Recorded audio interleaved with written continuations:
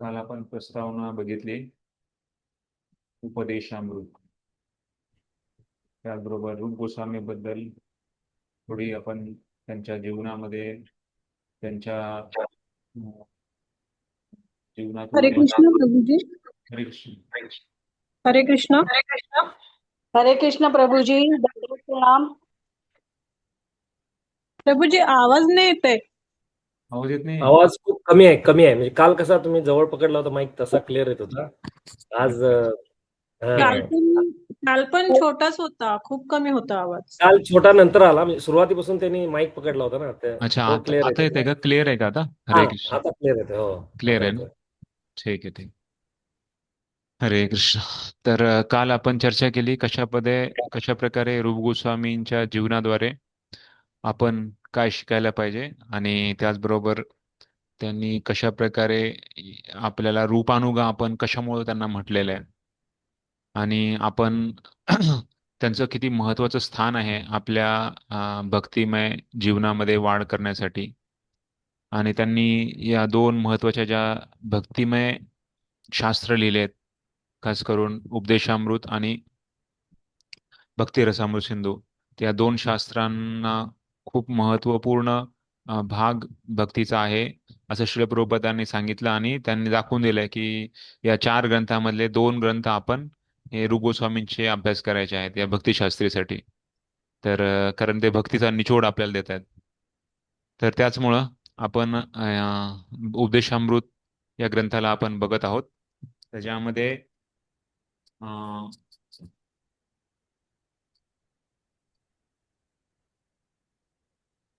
काल आपण प्रस्तावना बघितली, तर त्यामध्ये प्रभूजींनी एक वैष्णव भजन पाठवले सगळ्यांना. तर ते थोडं उघडून बघू शकतो आपण. त्याच्यामध्ये ओहे वैष्णव ठाकूर. तर मी सांगितलं होतं की आपण आजचा जो क्लास आहे तो या वैष्णव भजन चर्चा करूनच आपण चालू करणार आहे. तर त्यामध्ये सांगितलंय, हा, ओहे वैष्णव ठाकूर दयार सागर एदासे करुणा करी दिया पद छाया शोध हे आमाय तोमार चरण धरी. वैष्णव ठाकूर, खास करून आता रूप गोस्वामींना आपण प्रार्थना करत आहोत की तुम्ही दयाचे सागर आहात.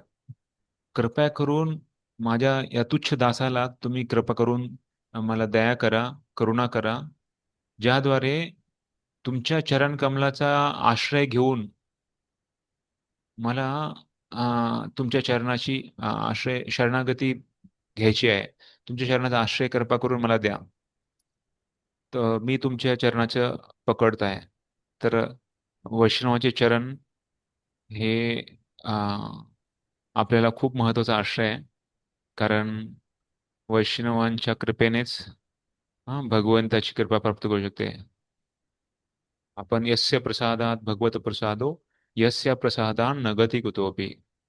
जे वैष्णव ठाकूर आहेत, गुरुजन आहेत, तर त्यांच्या कृपेने आपण भगवंताच्या जवळ जाऊ शकतो. तर त्यामुळं हे खूप महत्त्वाचं भजन आहे. त्याच्यामध्ये दुसऱ्या ह्याच्यामध्ये सांगतात, क्षय वेगदमी क्षय दोष शोधी क्षय गुण देहदासे. की माझ्यामध्ये 6 वेग आहेत. त्या वेगाला संयम करणं खूप अवघड आहे. अवघड म्हणजे काय, ते अशक्य आहे. आणि क्षय दोष शोधी, नेहमी मी दोषांना शोधतो, स्वतःच्या नाही दुसऱ्याच्या. ऍक्च्युली आपण स्वतःचा दोष शोधला पाहिजे, दुसऱ्याचं नेहमी चांगलं बघितलं पाहिजे. दोन गोष्टी परमपूज्य राधाना स्वामी महाराज सांगतात, प्रत्येक साधकाने या दोन गोष्टी पालन करायच्या. काय, की माझ्यामध्ये किती दोष आहेत आणि दुसऱ्यामध्ये किती गुण आहेत. माझ्यामध्ये काहीच गुण नाही, दुसऱ्यामध्ये माझ्यामध्ये सगळे दोष आहेत, बाकी सगळ्यामध्ये सगळे गुण आहेत. आणि तेच आपण फोकस केलं पाहिजे. दुसऱ्याचे दोष, दुसऱ्याचे गुण, स्वतःचे दोष. आणि दुसऱ्यामध्ये काही दोष नाहीये, माझ्यामध्ये सगळे दोष आहेत. तर स्वतःचे गुण नाही बघायला पाहिजे, स्वतःचे गुण आपण नाही विचार करायला पाहिजे. जर आपल्या स्वतःच्या गुणांबद्दल आपण विचार केला, तर मग आपण मग आपण आपल्याला मग आपण स्वतः खूप महान समजू आणि मग भक्तीला ते बाधक होऊन जाईल. तर त्यासाठी नेहमी स्वतःचे दुर्गुण बघायचे आणि बाकी सगळ्यांचे गुण बघायचे आणि दुसऱ्याचा कधी दुर्गुण नाही बघायचा. हा अ, एखाद्याला जर जसं एखादा कोणाचा काउन्सलर आहे आणि त्या काउन्सिलीला त्याला काही सांगायचं आहे, तर एखाद्याने तो सजेशन किंवा त्याला चांगलं सेवा म्हणून तो करतो, की अरे तू हे हे थोडं इम्प्रूव्ह कर, ह्याच्यामुळे तू थोडी सुधारणा कर. पण कशामुळं? एक सेवा म्हणून. तर गुरु असू द्या, काउन्सलर असू द्या, आपला सर्वांचा स्वभाव आहे, शाश्वत स्वभाव आहे की आपण सगळ्यांचे दास आहोत. दास दासानुदास या भावनेने. तर त्यामुळं दुसऱ्यांचे नेहमी गुण बघायचे, स्वतःचे दुर्गुण बघायचे. दुसऱ्यांचे नेहमी आपण दुसऱ्यांची कधीच दुर्गुण नाही बघायचं आणि स्वतःचे कधीच गुण नाही बघायचे. तर हे खूप महत्वाचं शिकवण. तर याच्यामध्ये आपल्याला कळतं की क्षय वेगदमी क्षय दोष शोधी. तर मी अ, अ, जे विष्णू भजन. हम्म.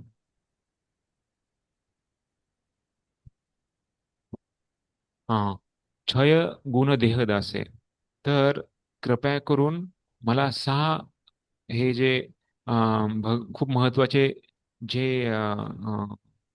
गुण आहेत, खास करून भक्तांच्या संगतीमध्ये प्रेममय संबंध स्थापित करण्यासाठी या गुणांना तुम्ही प्रदान करा, ज्याद्वारे वैष्णवांची अं, जी संगती आहे त्याला मी चांगल्या प्रकारे पकडेल.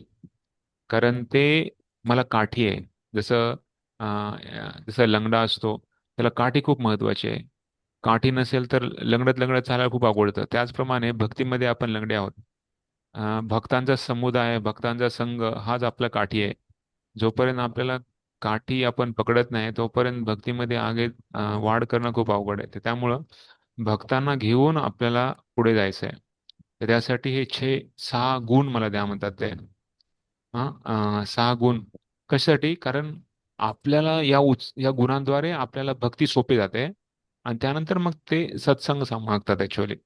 ते जे गुण आहे तर ते खास करून उत्साह, निश्चय, धैर्य ह्या भक्तीसाठी आहे. आणि क्षय सत्संग म्हणजे ते सहा वेगवेगळे आदान प्रदान भक्तांसोबत कशा प्रकारे आपली संगत चांगली ठेवण्यासाठी राहतील तर ते मागतायत. छे सत्संग देहे आमाय बसेची संगी राशे. तर मी तुमच्या जवळ हे आलेलो आहे. माझी अभिलाषा हेच आहे. तर की तुम्ही कृपा करून मला याचा प्रदान करा. कारण ते म्हणतात एकाकी आमार नाही पाये बल हरिनाम संकीर्तन. मला एकट्याला हरिनाम घ्यायला यांच्यामध्ये शक्ती नाहीये. मी अबल आहे. मला माझ्यामध्ये काही बल नाहीये, शक्ती नाहीये. पण मला आशा तुमच्याकडे आहे का तुम्ही कृपा करी श्रद्धा बिंदू दिया देह कृष्ण नामधने. कारण तुमच्या कृपेने सर्व काही होऊ शकतं. तर दुसऱ्या एका अभंगामध्ये भक्तीनाथ ठाकूर सांगतात, वैष्णवर आवेदने कृष्ण दयोमय. वैष्णवेर आवेदने कृष्ण दयोमय. जेव्हा वैष्णव आवेदना करतात आपल्यासाठी तर कृष्ण दया करतात आपल्यावर. त्याच्यामुळं आपण नेहमी दुसऱ्या भक्तांना आपण विनंती करू शकतो की तुम्ही माझ्यासाठी प्रार्थना करा. एक दुसऱ्यांना प्रार्थना करायची. कारण स्वतःची प्रार्थना भगवंत स्वीकारतील का नाही, पण दुसऱ्या भक्तांची प्रार्थना भगवंत स्वीकारतात. त्यामुळं भक्तांचा असा संबंध आपण स्थापित केला पाहिजे की भक्त आपल्यासाठी प्रार्थना करतील. शेवटी आपली भक्ती किती आपल्याला मदत करेल माहित नाही, पण भक्तांना जर खुश केलं असेल तर भक्तांच्या प्रार्थना आपल्याला मदत करणार आहेत. आणि त्यानंतर सांगतात देह कृष्ण नामधने. तर कृपया करून तुम्ही मला हा तुम्ही कृपा करी श्रद्धा बिंदू द्या. एक श्रद्धाचा एक बिंदू तरी मला प्रदान करा, जेणेकरून भगवान कृष्णाच्या पवित्र नामाचा जप करण्यासाठी मला शक्ती मिळेल. देह कृष्ण नाम धने. तर हे सगळ्यात मोठं धन आहे. कृष्ण नाम धन सगळ्यात मोठं आहे. गोलोकेर प्रेम धन हरिनाम संकीर्तन. तर बाकी या भौतिक जगाचं धन आहे हे इथेच राहणार आहे. पण जे गोलोकेर प्रेमधन आहे जे प्रेमधन नामधन आहे, तर ते आपल्याला आपल्या बरोबर राहणार नाही. तर त्यामुळं सांगतायत की कृपया करून मला त्याचं प्रदान करा. आणि नंतर का, कारण कृष्ण से तोमार कृष्ण दिते पार, तोमार शकत याची. कारण कृष्ण तुमच्या हृदयाचे धन आहेत. तुमच्याकडे कृष्ण आहेत. कृष्ण से तोमार, कृष्ण देते पार. तुम्हाला देण्याची म्हणजे सामर्थ्य आहे, शक्ती आहे. काही काही लोकांकडे असते पण देण्याची शक्ती नसते किंवा देण्याची इच्छा नसते. हा, पण इथे म्हणतायत गुरु गोस्वामींना की तुम्ही मला प्रदान करू शकता, तुमच्यामध्ये सामर्थ्य आहे, तुम्हाला शक्ती आहे. आम्ही तो कंगाल कृष्ण कृष्ण बली धाई तब पाचे पाचे. तर मी एक भीक मागत आहे तुम्हाला, एक दिनहीन होऊन मी पतितात्मा आहे. आणि मी कृष्ण कृष्ण म्हणत रडत रडत तुमच्याकडे धावत येत आहे आणि भीक मागत आहे. कृपया करून मला हे दान द्या, कृष्ण प्रेम दान. तर हेच दान मला तुम्ही द्या. तर अशी प्रार्थना आपण आचार्यांना करू शकतो. तर इथे खास करून आज आपण रूप गोस्वामींच्या ग्रंथावर आपण चर्चा करत आहोत. रूप गोस्वामींच्या चरणाशी धुली चा एक कण आपण घेऊन त्यांनी जे शास्त्र दिलेले आहे आपल्याला, तर त्याचा आपण मर्म समजण्याचा प्रयत्न करूया. तर याच्यामध्ये काल मी सांगितलं कशा प्रकारे प्रस्तावनेमध्ये पण खूप महत्त्वाचे मुद्दे प्रभुपादाने दिलेले आहेत. तर त्यामध्ये आपण वाचन केलं काल, कशा प्रकारे प्रभुपादांनी अ, आपण कसे रूपानुग आहेत आणि रूप गोस्वामींनी जी शिकवण दिलेली आहे, तर त्याला आपण कसं समजायचं आहे. तर त्यासाठी सर्वप्रथम आपल्याला इंद्रिय आणि मन संयम करणं खूप महत्त्वाचं आहे. तर याबद्दल प्रभुपादांनी त्याच्यामध्ये लिहिलेलं आहे. तर इंद्रिय मन संयम करण्यामध्ये खूप महत्त्वाचं आहे. कारण आज आपण बघतो समाजामध्ये लोकांकडं भौतिकदृष्ट्या तर खूप प्रगती केलेली आहे, पण दुर्दैवानं त्यांना इंद्रिय मन संयम राहत नाही. आणि त्यामुळं अ, खूप म्हणजे प्राण्यापेक्षा पण खालच्या स्तराचे लोक आज जीवन जगत आहेत. ऍक्च्युली जीवनाचा उद्देश काय असला पाहिजे, की आपण गोस्वामी बनणे, गोदास नाही. भागवतम मध्ये श्लोक येतो, कामस्य नेंद्र प्रीतीर लाभो जीवेत यावता, जीवस्य तत्व जिज्ञासा नाथो यश्चेह कर्मभी. कामस्य न इंद्रिय प्रीतीर लाभो जीवेत यावता. तर आपल्या जीवनाचा उद्देश काय असला पाहिजे, की इंद्रिय भोग नाही, इंद्रियाप्रती आकर्षण नाही, इंद्रियाचा भोग नाही. जीवस्य तत्व जिज्ञासा, अहम ब्रह्मास्मी. तर आपण भगवंताचे अंश आहेत. भगवंताची संबंध स्थापित करण्याचा आपला जीवनाचा उद्देश असला पाहिजे. तो कसा करायचा यासाठी आपण जीवन आपलं त्याच्यासाठी दिलं पाहिजे. इंद्रिय मन संयम करत आपण जीवनाचा उद्देश प्राप्त करण्यासाठी आपण दिलाय. तर त्यासाठी सर्वात महत्वाचं आहे की आपल्या इच्छा काय आहेत ते खूप महत्वाचं आहे. भौतिक इच्छांना कंट्रोल करून आध्यात्मिक भगवंताप्रती आध्यात्मिक इच्छा अ, बनवणं, तर हे खूप महत्वाची शिकवण आहे. तर त्यासाठी चांगल्या गोष्टींना इच्छा ठेवणे, वाईट इच्छांचा त्याग करणे. जसं प्रभुपाद उदाहरण देतात की जे अ, जे डुक्कर असतं, तर त्याला आपण हलवा दिला तर तो हलवा नाही खाणार, पण मलमूत्र त्याच्यामध्ये तो आकर्षण राहणार. तर त्याचप्रमाणे आज आपण बघतो की लोकांना एवढं मायाच्या जंगलमध्ये ते फसलेले आहेत की मन आणि इंद्रिय ह्याच्यावर संयम ठेवणं त्यांना खूप अशक्य आहे. कारण मम माया दुरत्या, भगवान सांगतात, मम माया दुरत्या. माझी माया शक्ती आहे ते खूप शक्तिशाली आहे. आणि त्याच्यावर विजय मिळवणं हे फक्त भक्तांनाच शक्य आहे, अभक्तांना नाही. ते सुद्धा भक्तांना का शक्य आहे, भगवंताच्या कृपेने. तर मनःषष्ठानी इंद्रियानी प्रकृती स्थानी कर्षते. तर भगवान सांगतात गीतेमध्ये की लोक खूप खूप कबाड कष्ट करत आहेत या जगामध्ये भोग करण्यासाठी, रात्रंदिवस. एवढा कपाड कष्ट. हा तर पण जीवनाच्या म्हणजे एवढं कष्ट करून पण जीवनाचा ध्येय त्यांना माहीतच नाही काय आहे ते. तर जसं सांगितलंय की एखादा व्यक्ती आहे तर भौतिक जगामध्ये राहणं काय त्यांनी तुलना केली आहे की कुणी एखादा गेम खेळतोय तर गेम असा खेळतो की अं, तुम्ही खेळल्याशिवाय राहू शकत नाही आणि तुम्ही या खेळामध्ये कधीच जिंकू शकत नाही. अशा प्रकारे भौतिक जग आहे.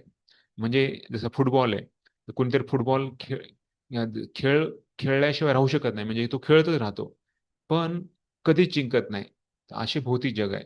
भौतिक जगामध्ये जे लोक आहेत तर ते भोग करण्यामध्ये एवढं मग्न आहेत, एवढे त्रस्त आहेत, एवढे त्यांनी म्हणजे पूर्ण काया वाचा मनसा त्यासाठी दिलेली आहे.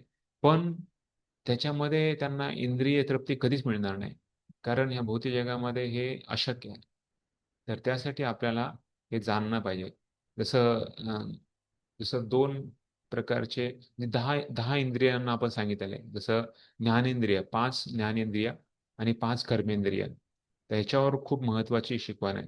तर 5 ज्ञानेंद्रिय जसं सांगितलंय कान डोळे, कान, नाक, जिभा आणि त्वचा हे 5 ज्ञानेंद्रिय आणि 5 कर्मेंद्रिय त्याच्यामध्ये हात, पुन्हा पाय, पुन्हा जे आपलं जनेंद्रिय आणि वाचा आणि रेक्टम त्याला काय म्हणतो आपण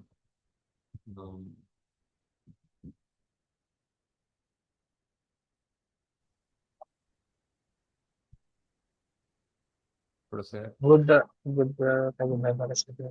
हा बुद्धदार. उद हा गुदाशय गुदद्वार.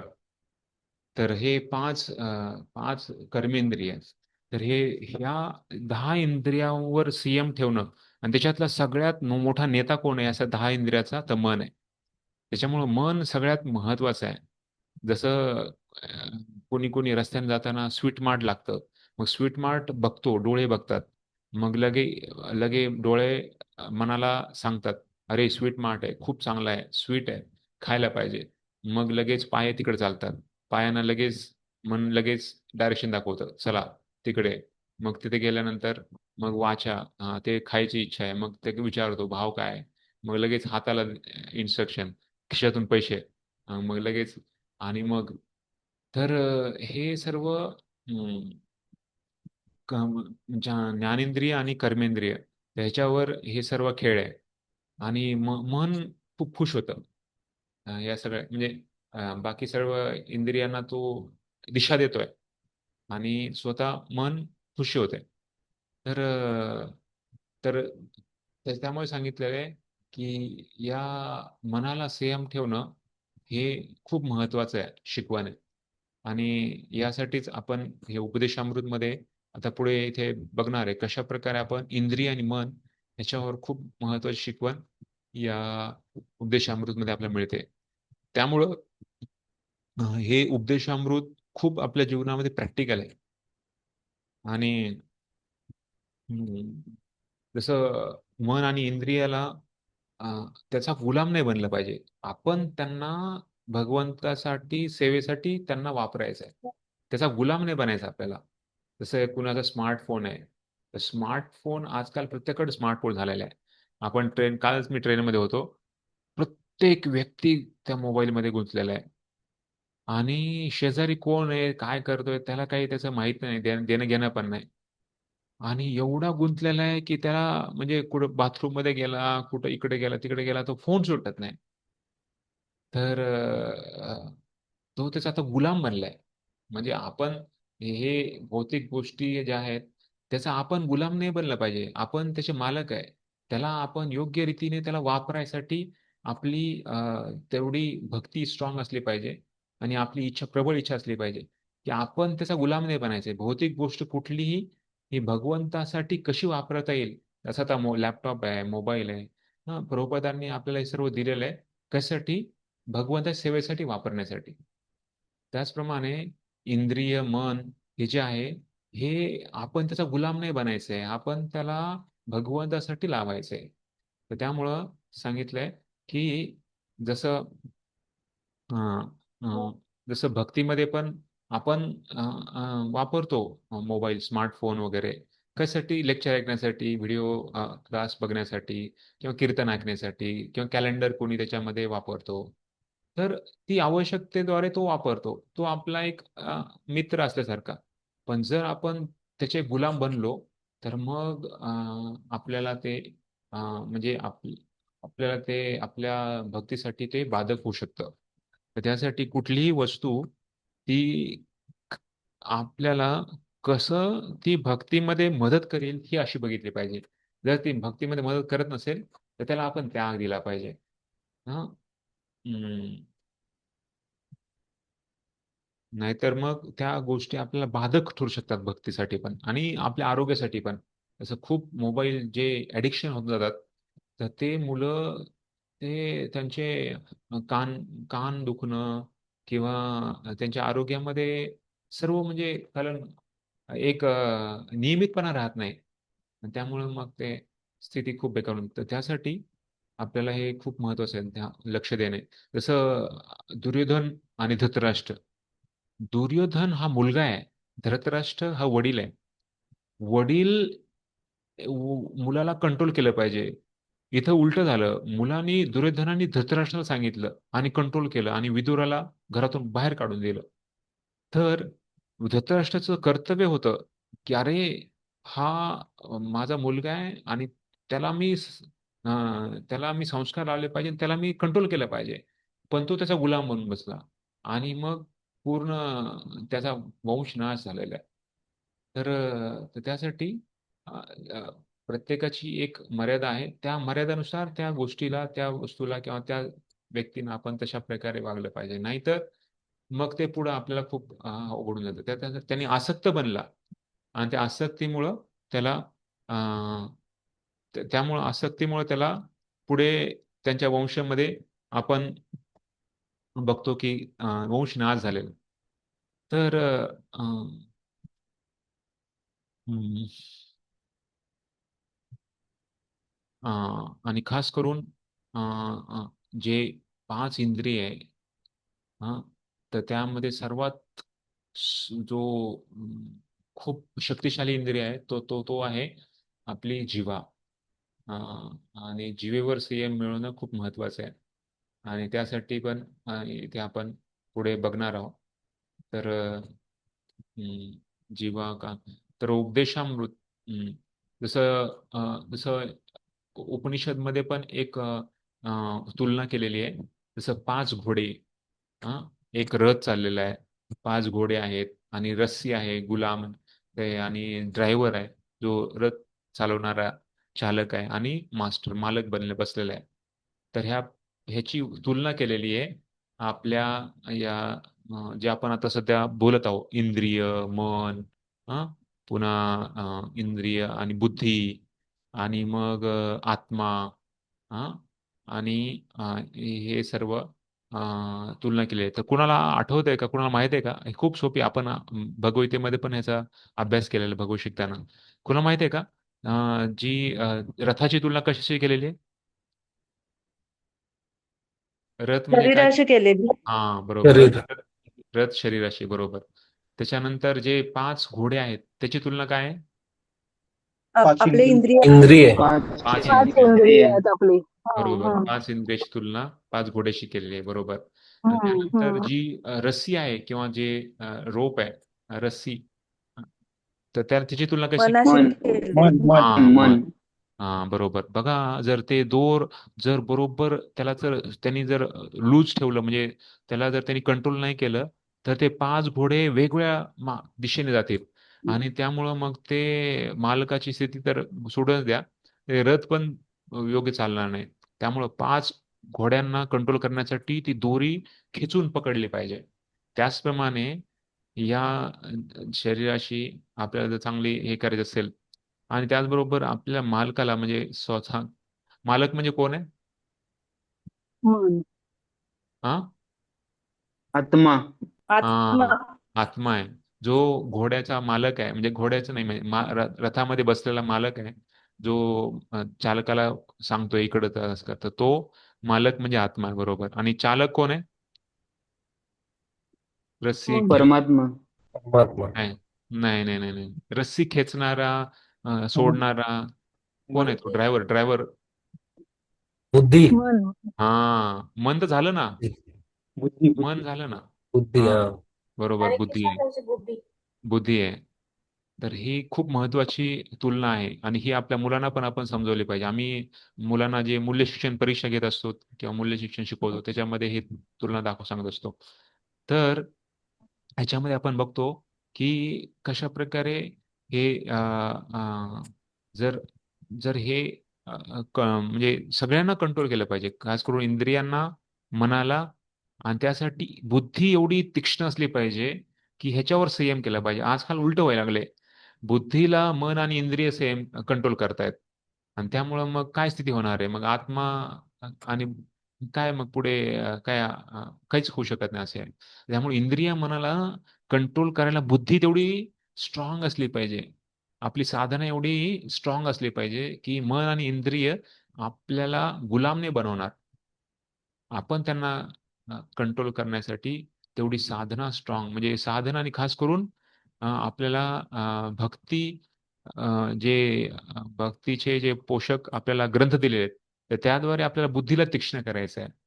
तर त्यासाठी आपल्याला हे, जसं शरीर मरतं, तर शरीर मरतं तेव्हा आपल्याला हे जे आपले स्थूल आहे, सूक्ष्म, स्थूल शरीर ते मरतं. सॉरी, सूक्ष्म शरीर आहे ते मरत नाही लगेच. तर ते आहे तीन गोष्टी त्याच्यामध्ये. सूक्ष्म शरीरामध्ये कुठल्या तीन गोष्टी आहेत? तीन घटक.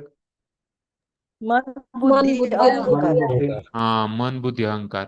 या तीन, जसं शरीर तर हे पृथ्वी, म्हणजे अर्थ, वॉटर, फायर, एअर, इथर, ह्या पाच पंचतत्वांनी बनलेलं आहे. तर हे तर इथे संपून जातं. पण आत्म्याबरोबर हे सूक्ष्म शरीर जातं.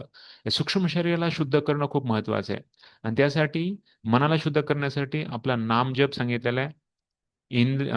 बुद्धीला तीक्ष्ण करण्यासाठी, शुद्ध करण्यासाठी खास करून आपल्याला या ग्रंथाचं वाचन, आणि अहंकारला शुद्ध करण्यासाठी भक्तांचा संघ. तर या तीन गोष्टी आपल्याला या अम, सूक्ष्म शरीराला शुद्ध करू शकतात.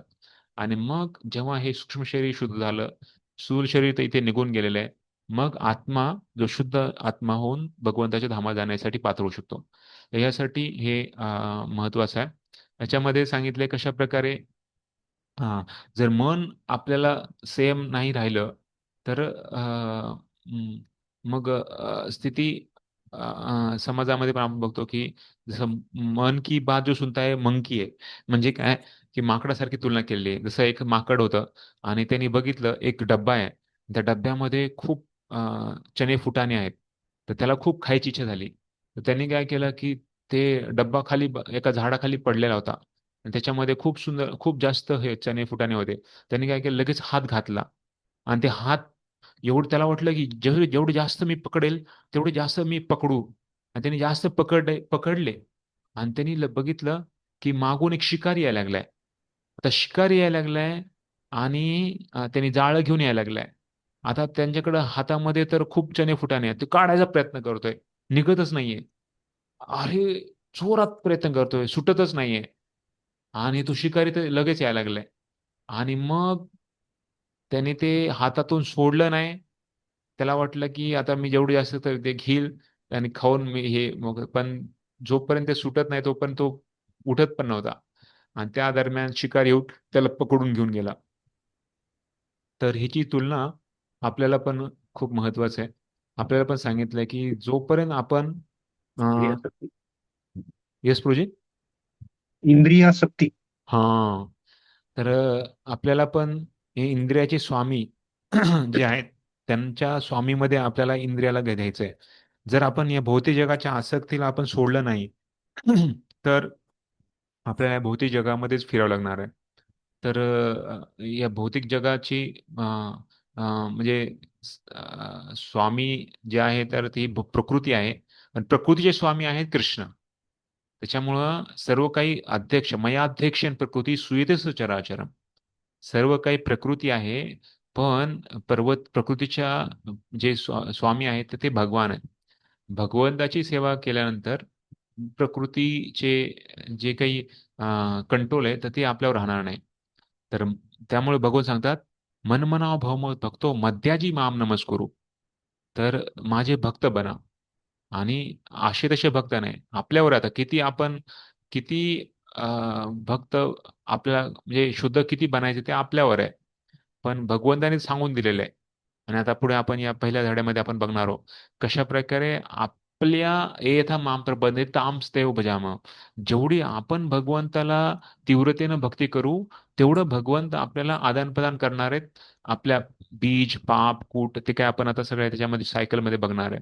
आणि त्याच्यानंतर आपल्याला तर त्यासाठी अं, या इंद्रिय आणि मनाला सेवा कमी करा, सोडून द्या. म्हणजे इंद्रिय आणि मनाची सेवा न करता त्याचे गोस्वामी बना. गोदास नका बनू. गो म्हणजे इंद्रिय. इंद्रियाचे स्वामी बनायचे, इंद्रियाचं दास नाही बनायचं आपल्याला. इंद्रिय आणि मन खास करून. आणि त्यासाठी आपण काल बघितलं, प्रभुपादांनी सांगितलंय आपल्याला कशा प्रकारे सत्वगुणामध्ये यायचं आहे. रजोगुण तमोगुण हे जसं क्लिअर राहत नाही. म्हणजे जसं हिवाळ्यामध्ये पावसाळ्यामध्ये कधी कधी सूर्य दिसत नाही बरोबर. ढग ढग असतात. सूर्य असतो पण सूर्य दिसत नाही, कारण ते विजन क्लिअर नाही आपल्याला. तर सत्वगुण म्हणजे काय की एकदम साफ स्वच्छ सगळं दिसू शकतं. जसं कधी कधी विमान विमान उडत नाही का, कारण ते म्हणतात की ढगाळ वातावरण आहे त्यामुळे विमान उडू शकत नाही म्हणे. तर ते म्हणले का, कारण धुकं पडलेलं आहे. जोपर्यंत धुकं क्लिअर होत नाही तोपर्यंत आम्ही उडू शकत नाही. धुकं कधी क्लिअर होणार, जोपर्यंत सूर्यप्रकाश येत नाही. सूर्यप्रकाश कधी येणार, ते आमच्या हातात नाहीये, ते भगवंताच्या हातात आहेत. पण मग नंतर काही वेळेनंतर सूर्यप्रकाश येतो, मग सूर्यप्रकाश आल्यानंतर सगळं धुकं निघून जातं आणि मग क्लिअर झाल्यानंतर मग विमान उडू शकतं. त्याचप्रमाणे आपल्या पण जीवनामध्ये जोपर्यंत आपण क्लिअर कट विचार नाहीये, क्लिअर कट थिंकिंग नाहीये, विचार म्हणजे आपली दृष्टी नाहीये, तोपर्यंत आपल्याला हे काम क्रोध लोभ हे सगळं आपली जी दृष्टी आहे ती अशुद्ध बनवून टाकते. आणि त्या अशुद्ध दृष्टीनं आपण भोग भावना वाढते, सेवा भावना नाही राहत. तर त्यासाठी आपल्याला या रजोगुण तमोगुणाच्या वरती उचलायचंय आणि सत्वगुणामध्ये स्थित व्हायचंय. तर यासाठी भगवद्गीतेमध्ये दुसऱ्या अध्यायामध्ये 62वा श्लोक आहे. तर आपण ते बोलणार आहे. दुसऱ्या अध्यायामधला 62वा श्लोक. हरे कृष्ण हरे कृष्ण कृष्ण कृष्ण हरे हरे, हरे राम राम राम हरे हरे.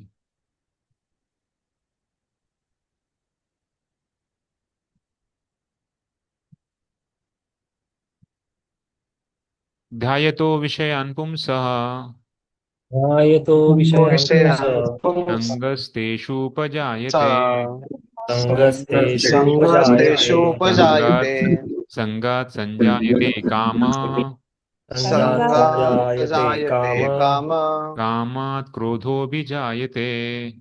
कामात् क्रोधोऽभिजायते क्रोधात् भवति सम्मोहः. क्रोधात् भवति सम्मोहः सम्मोहात् स्मृतिविभ्रमः. सम्मोहात्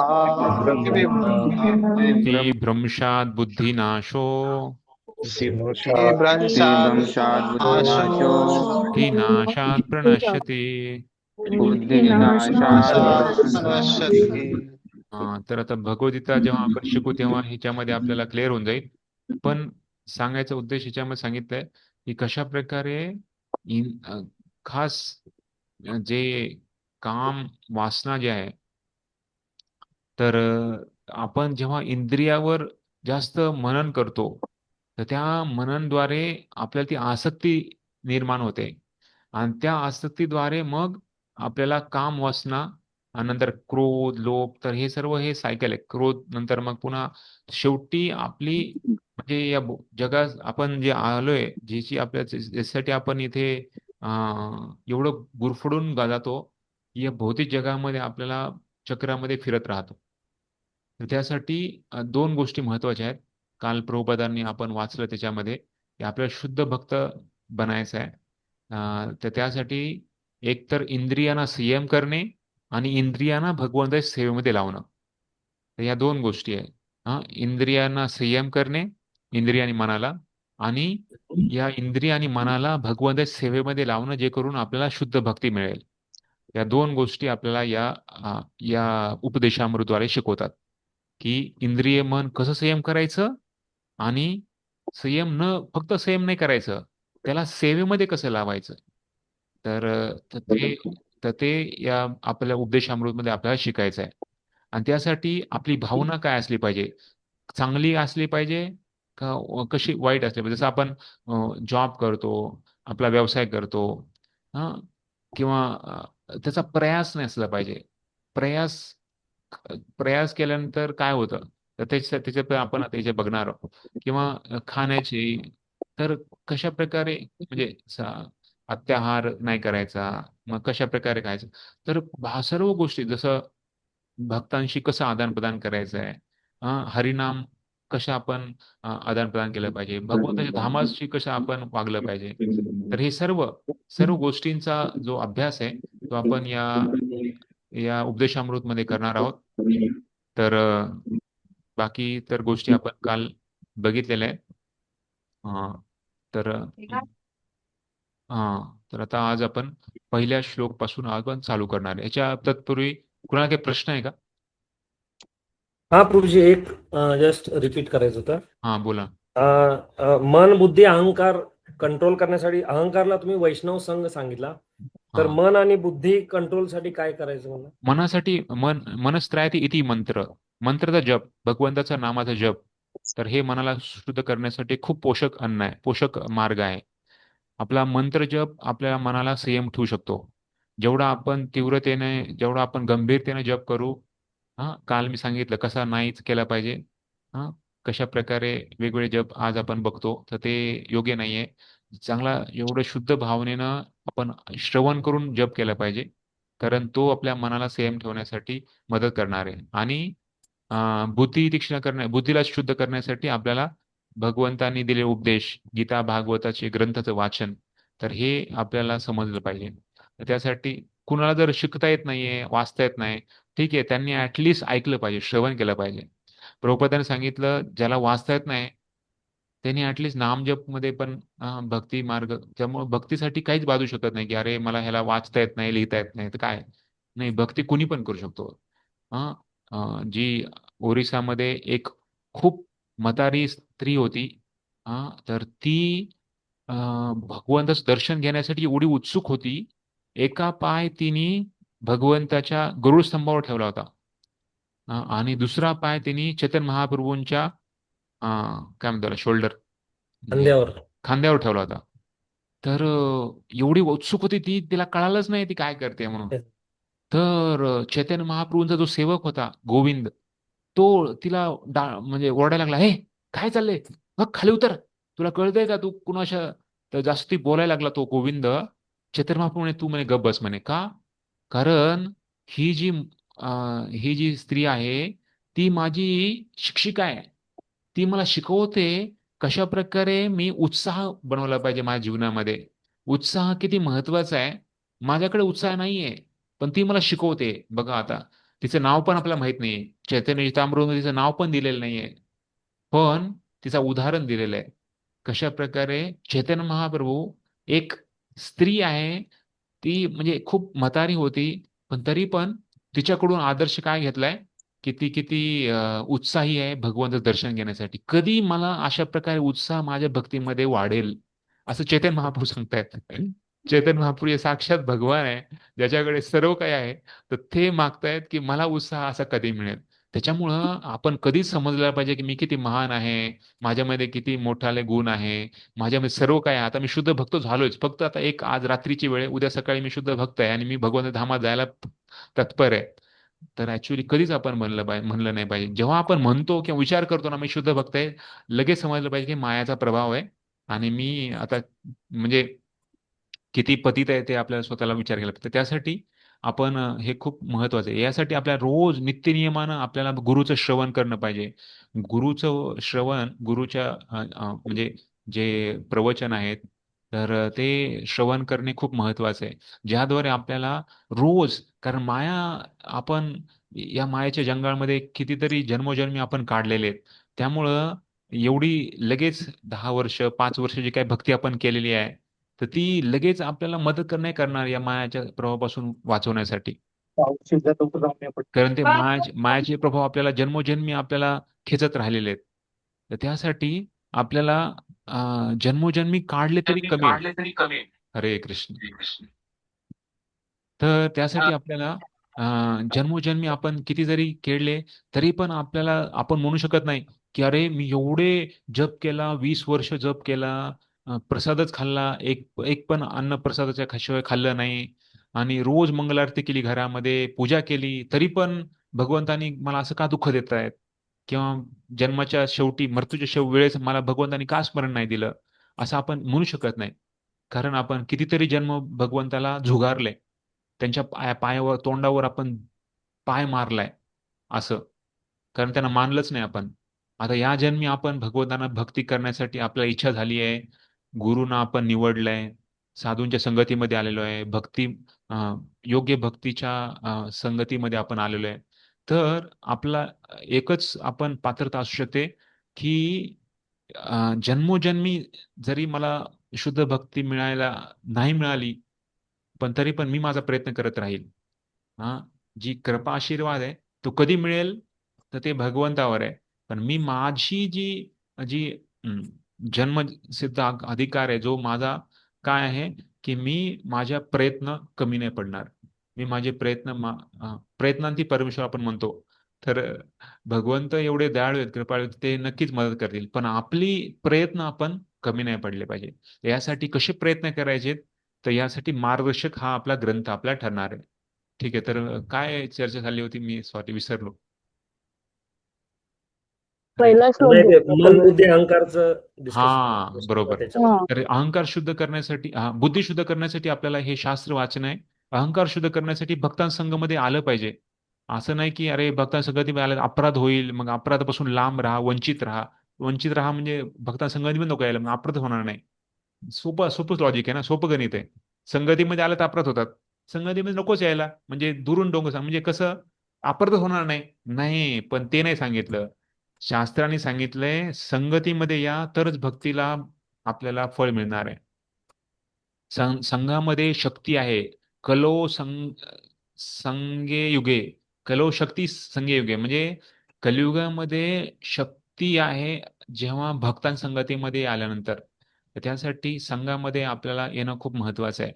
किती जरी आपल्याला म्हणजे वाटलं की अरे आज थोडंसं मला दुःख, म्हणजे शरीर वेदना देत आहे, झोप नाही झाली रात्री, एवढं आज काहीतरी हो, तरी पण ऍटलिस्ट रविवारी सत्संगाला आपण यायचा खूप प्रयत्न केला पाहिजे. 99% प्रयत्न केला पाहिजे. एखादा टक्का जर कधी काही कुठं काही इमर्जन्सी झालं तर ठीक आहे. अदरवाईज रोज आला पाहिजे. पण रोज येणं शक्य नाहीये, कारण आपले व्यवसाय एवढे लांब लांब आहेत, तिकडे तिकडे आपण राहतो. ठीक आहे, कमीत कमी रविवारी आपण आलंच पाहिजे. तर राधेश्याम प्रभू सांगतात की आपण 6 दिवस आपल्या घराला मंदिर बनवायचं, 7वा दिवस आपल्या मंदिराला आपण घर बनवायचंय. म्हणजे काय, 6 दिवस आपल्या घराला मंदिर बनवायचंय. म्हणजे आपलं घर हे मंदिर असलं पाहिजे. का? कारण मंदिरामध्ये सगळेजण आपण प्रेमाने राहतो. एकमेकाशी जे नातं आहे, आपण भगवंताचे अंश आहेत. भगवंताची सेवा करणे, भगवंत खुश होतील. मी जर एकमेकाची आपण चांगली वागणूक केली, चांगलं राहिलो, चांगलं वागलो, हा, तर हे घर मंदिर, हे घर आहे, हे माझं नाहीये, हे भगवंताचं आहे. भगवंताचं जे घर आहे त्याला मंदिर म्हणतो. भगवंतच सगळ्याचे बॉस आहेत. नाही तर प्रत्येकाला वाटतं की, पत्नीला वाटतं पतीने माझं ऐकावं, मुलांना वाटतं आईवडिलांनी माझं ऐकावं, प्रत्येक जण वाटतं मी बॉस आहे या घराचा. पण ऍक्च्युली आपण भक्त डिक्लेअर करतो, घोषणा करतो की भगवंत, तुम्ही या घराचे बॉस आहात, आम्ही सगळे तुमचे दास आहोत. तर घर मंदिर आहे. तर मंदिरासारखं वातावरण आपल्या घरामध्ये शुद्ध ठेवायचं आहे आपल्याला. तर त्यासाठी 6 दिवस आपण सांगतो की आपण घराला मंदिर बनवा. आणि 7वा दिवस मंदिराला घर बनवा. म्हणजे काय, की आपण मंदिरात येणे, मंदिराशी आपलं नातं जोडणं, एक एक दिवस ऍटलिस्ट अर्धा दिवस तरी, आणि येऊन सेवा करणे, भक्तांशी आदान प्रदान करणे, एकमेकाला चर्चा करणे, काउन्सिलर मीटिंग करणे. तर हा उद्देश असला पाहिजे. तर हे भक्तीचं मर्म आहे. भक्तीमध्ये संघामधून आपल्याला खूप पोषक राहते भक्तीचे क्रिया करण्यासाठी. आपल्याला स्वतःला अनुभव असेल, एकट्याने जप करणे आणि संघामध्ये येऊन जप करणे, त्याला खूप वेगळाच हे आहे. बरोबर आहे. आम्ही पण जेव्हा कधी कधी ट्रेनमध्ये जातो, एकट्याने जप करावा लागतो. तर कधी कधी मग तो जप 2 तासाच्या ऐवजी 2.5 तास 3 तास होतो. पण इथे 2 तासामध्ये भक्तांसोबतीमध्ये म्हणजे जप होऊन जातो. ऑफकोर्स तो जप क्वालिटी असला पाहिजे. हा, गुणवत्ता असला पाहिजे. असं नाही की संपवायचा म्हणून जप संपला, असं नाही. तर आपला प्रयत्न करायचे. ठीक आहे, आपण पहिला श्लोकला आपण चालू करूया. हरे कृष्ण. तर पहिला श्लोक, उपदेशामृत. एक मिनिट. हरे कृष्ण.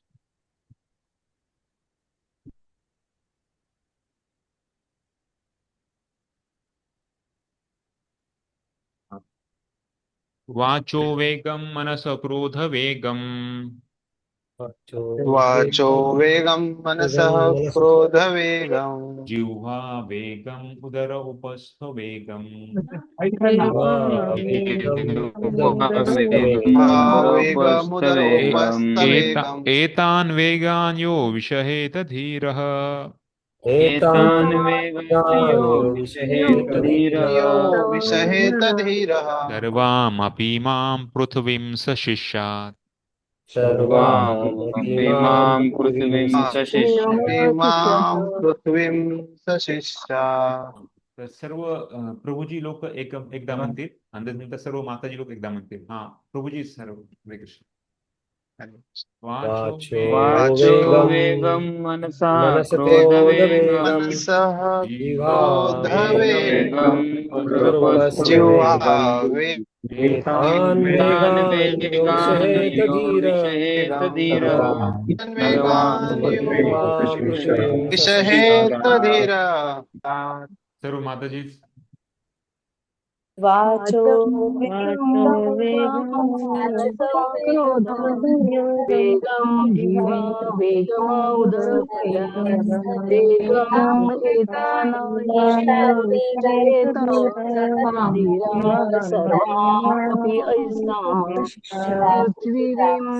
शिष्यात. ठीक आहे, धन्यवाद. हरे कृष्ण. तर ह्याला पाठ करायला लागणार आपल्याला. हा खूप महत्वाचा श्लोक आहे. तर त्यानंतर स्वतः तुम्ही ह्याला पाठ करण्यासाठी नंतर तुम्ही ह्याचा हे करा. तर ह्याच्यामध्ये सांगत आहे भाषांतर.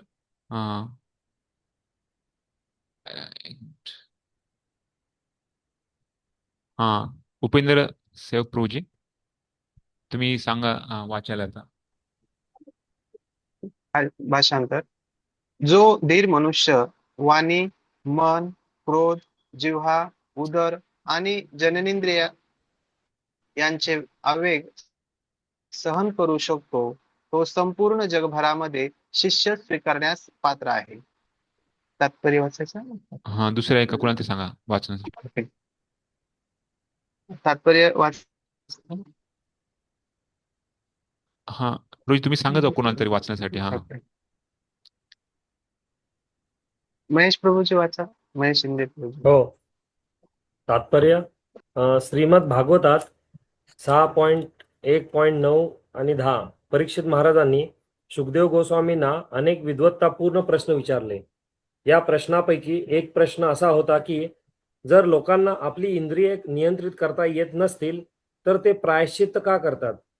उदाहरणार्थ, एखाद्या चोराला पूर्णपणे माहीत असते की चोरी केल्यास आपण पकडले जाऊ, आणि इतकेच नव्हे तर पोलिसांकडून एखादा चोर पकडला गेला आहे हे तो प्रत्यक्षात पाहतही असेल, तरी त्याचे चोरी करणे सुरूच असते. पाहण्याने आणि ऐकण्याने अनुभव प्राप्त होतो. अल्पबुद्धी मनुष्य पाहण्याद्वारे अनुभव प्राप्त करतो आणि त्यापेक्षा अधिक बुद्धिमान मनुष्य ऐकण्याद्वारे अनुभव प्राप्त करतो. जेव्हा एखादा बुद्धिमान मनुष्य न्याय ग्रंथ आणि शास्त्रातून ऐकतो की चोरी करणे चांगले नाही आणि चोरी पकडली गेल्यावर चोराला शिक्षा होते, तेव्हा तो चोरीपासून अलिप्त राहतो. अल्पबुद्धी मनुष्याला चोरी केल्याबद्दल प्रथम पकडून शिक्षा दिली जाते, तेव्हा तो चोरी करण्यापासून प्रवृत्त होतो. तथापि एखाद्या मूर्खाला ऐकण्याचा आणि पाहण्याचा अनुभव असेल व त्याला शिक्षाही झालेली असेल, परंतु तो चोरी करणे सुरूच ठेवतो. अशा मनुष्याने जरी प्रायश्चित्त घेतले आणि सरकारने त्याला जरी शिक्षा केली, तरी तुरुंगातून बाहेर पडताच तो पुन्हा चोरी करण्याचे चालूच ठेवतो. तुरुंगवासाची शिक्षा हे जर प्रायश्चित्त मानावयाचे असेल, तर अशा प्रायश्चित्तापासून काय लाभ आहे? पुढे वाचू की अजून कोणी वाचते? हा, तर म्हणून परीक्षित महाराज विचारतात, सर्वांनी एकदाच म्हणूया. दृष्ट श्रुताभ्याम यत् पापम जानन्यात्मनो हितम मनोहितं करोति भूयो करोति भूयो विवशः विवशः प्रायश्चित्तं प्रायश्चित्तं मतो मतो कथम् कथम् क्वचिन्न निवर्तते क्वचिन्निवर्तते भद्रात् भद्रात् क्वचिच्चरति क्वचिच्चरति तत्पुनः तत्पुनः प्रायश्चित्तं मतो प्रायश्चित्तमतो पार्थं पार्थं मन्ये मन्ये कुञ्जरशौचवत्. कुञ्जरशौचवत्. हा, दुसरे एक कोणी माताजी कोणी रोजी सांगा तुम्ही. माताजी वाचा. रोशनी माताजी वाचा. येस प्रभू. दुष्टभूतांचा यथापम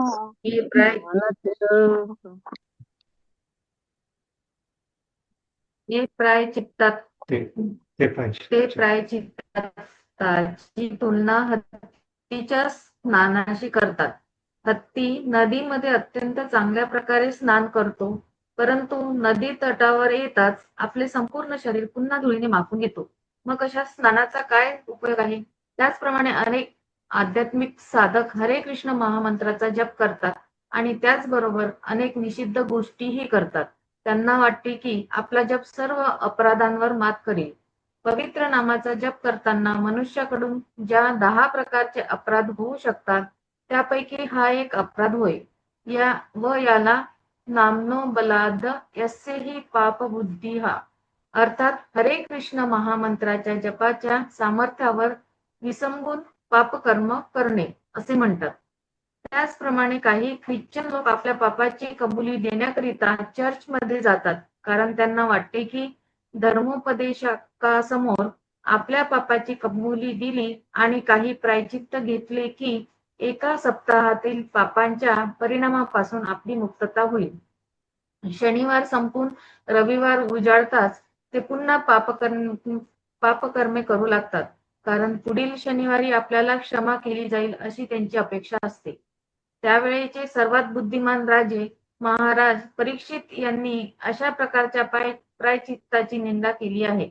तितकेच बुद्धिमान आणि महाराज परीक्षितांचे अनुरूप आध्यात्मिक गुरु शुकदेव गोस्वामी यांनी राजाच्या प्रश्नाचे उत्तर दिले आणि प्रायचित्तासंबंधी राजाच्या विधानास पुष्टी दिली. पापकर्म हे पुण्यकर्माने धुवून जाऊ शकत नाही, म्हणून आपल्यामधील सुप्त कृष्ण भावनेची पुनर्जागृती करणे म्हणजेच वास्तविक प्रायचित्त होय. धन्यवाद. हरे पुढे कृष्ण. बस. तर याच्यामध्ये प्रभुपादांनी खूप सुंदर आपल्याला सांगितलेलं आहे.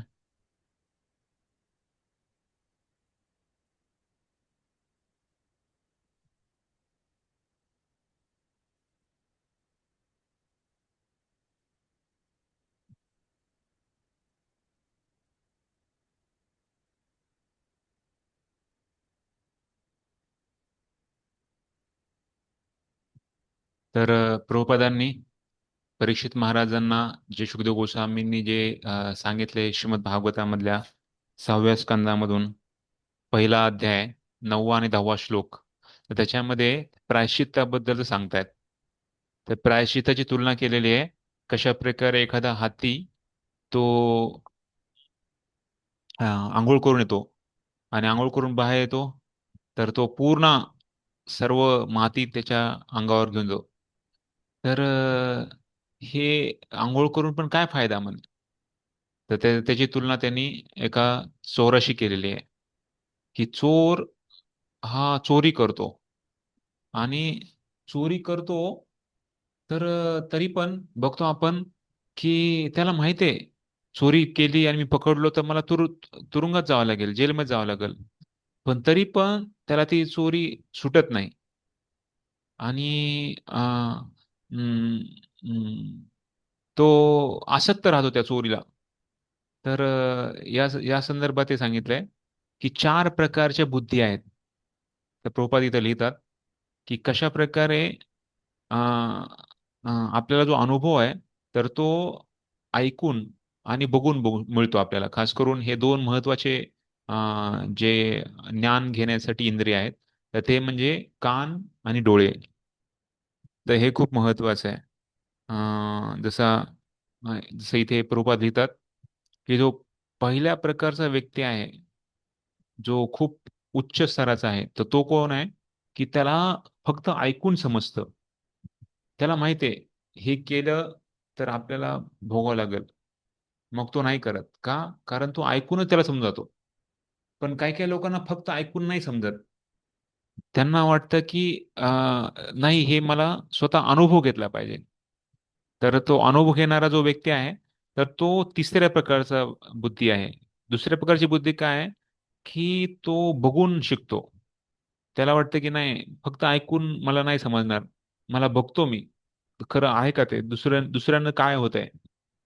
म्हणजे माझ्या जीवनामध्ये फक्त ऐकून समजलं तर ठीक आहे, दुसऱ्यांना काय होतंय ते बघतोय मी, तर शिकतो. ते दुसऱ्या प्रकारचा व्यक्ती झाला, दुसऱ्या प्रकारचा बुद्धी झाली. तिसऱ्या प्रकारची बुद्धी आहे, दुसऱ्याचं ऐकून पण नाही समजणार, दुसऱ्यांना भोग करतायत आणि त्यांना किती त्रास होतोय ते पण बघून पण नाही समजणार, स्वतः भोग करूनच त्याला अनुभव घेऊन समजणार. पण चौथ्या प्रकारचा पण असा व्यक्ती आहे जो दुसऱ्यांनी सांगून पण नाही ऐकलं, दुसऱ्यांच्या जीवनामध्ये पाहून पण नाही शिकला, स्वतःच्या जीवनामध्ये अनुभव घेऊन पण शिकला नाही.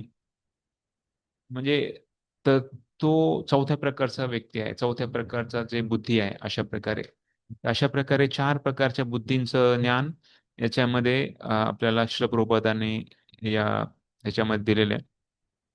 तर त्यामुळे सांगतायत की जसं ख्रिश्चन लोक चर्चमध्ये जातात, तर शनिवारी चर्चमध्ये जातात आणि म्हणतात की मी एवढे पाप केले होते या आठवड्यामध्ये, तर मला या सगळ्या पापांची मुक्ती द्या.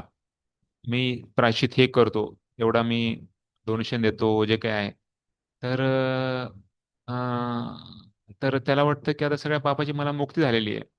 आणि तो दिवस संपतोय का नाही, दुसरा दिवस उजळतोय का नाही, लगेच तो दुसरा पाप करतो.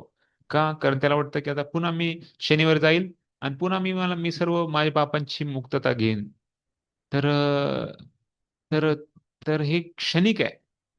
याला समजणं खूप महत्वाचं आहे की जोपर्यंत आपण अ, इथे पुढे आणखी प्रभुपाद खूप सुंदरतेने समजून देतात की हम्म, तर सांगतायत की हरे कृष्णाचा जप करणे आणि जे प्रतिकूल आहे तर त्या गोष्टींना करणे, तर हे जसं आग लावणे आणि पाणी टाकण्यासारखं आहे. आग पण लावतोय आणि पाणी पण टाकतोय, ती आग राहणारच नाही. तर त्याचप्रमाणे कृष्ण भावनामृत कोणी भक्ती करत असेल तर त्यांना या ज्या अपायकारक गोष्टी आहेत, ज्या प्रतिकूल गोष्टी आहेत भक्तीसाठी, तर त्याला आपल्याला अ, संयम करणं खूप महत्वाचं आहे. तर त्यासाठी सांगितलंय. तर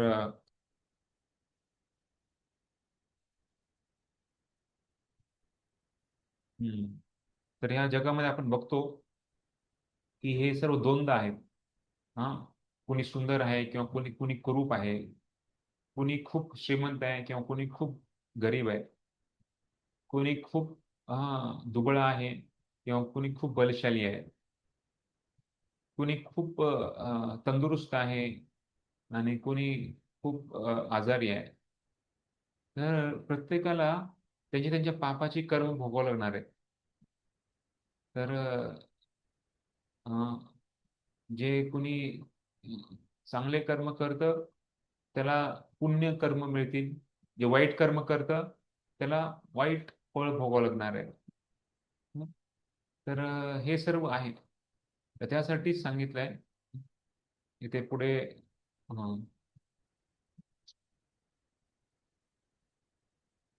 हा, तर इथे प्रभुपादांनी पण सांगितलं आपल्याला की कशा प्रकारे आपण हम्म, आपण प्रभुपाद म्हणतात की आपण हरिकृष्ण महामंत्र जप करतो, पण त्याच वेळी आपण या वाईट गोष्टीचा त्याग करत नाही. आपल्याला वाटतं की जप केल्याने हे सगळं आपल्याला जे काही पाप आहे ते सगळे नष्ट होतील. तर हे ऍक्च्युअली जे आपण 10 नाम अपराध म्हणतो त्याच्यातला एक अपराध आहे. नामनो बलात् यस्य पाप बुद्धी. तर अपराध करणे किंवा पापमय गोष्टी करणे की त्यांना वाटतं की मी हरिनाम केल्यानं भक्ती केल्यानं ते सगळं नष्ट होईल.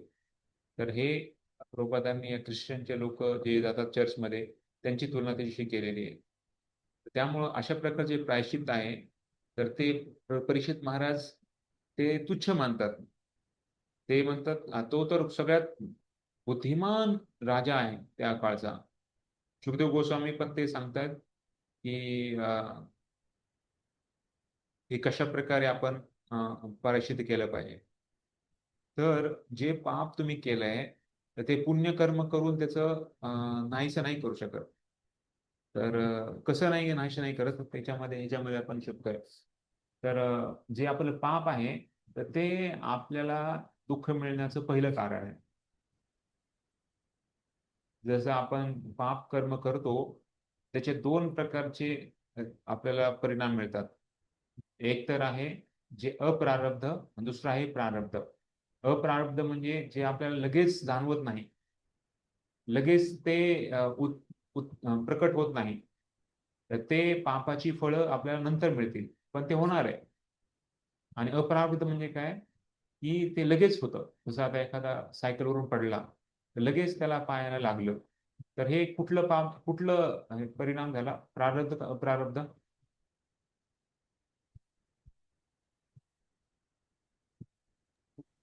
प्रारब्ध ना. हा, प्रारब्ध. लगेच त्याला दिसतंय ना, बघा ना, खर्चटलंय लगेच त्याला दिसतंय. हा, तर ते प्रारब्ध झालं. अप्रारब्ध म्हणजे काय?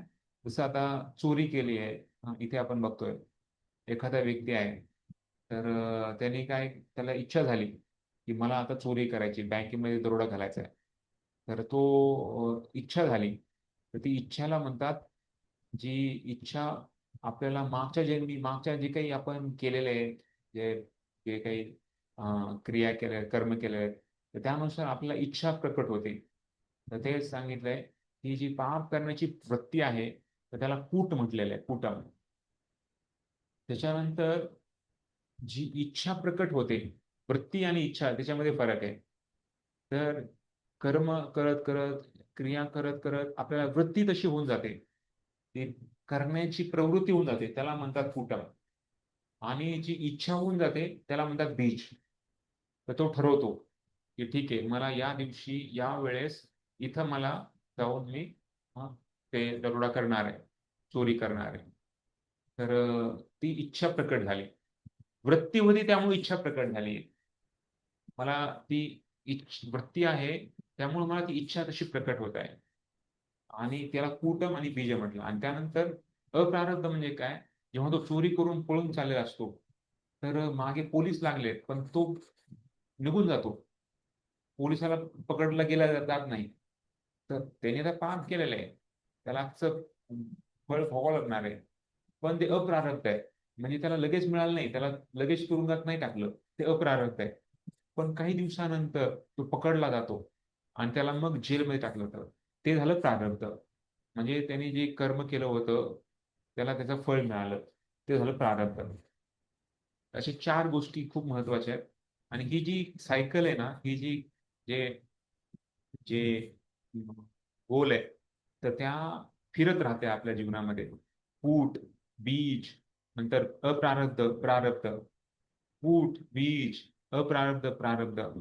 तर ह्याच्यामध्ये आपण फिरत चाललेलो आहे.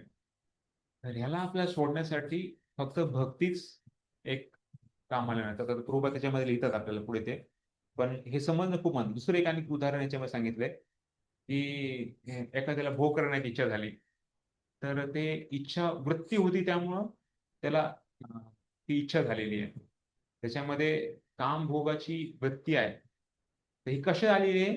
ते मागच्या कर्मानुसार. आपण जे काही कर्म करतो त्यानुसार ती वृत्ती निर्माण होते. आणि त्यानंतर मग तो इच्छा करतो आणि मग भोग भोग करतो. पण ते भोगाचा परिणाम मग पुढे मग एड्स जे काही आपण ते हे प्रारब्ध झालं. तर हे असं हे चक्र आहे.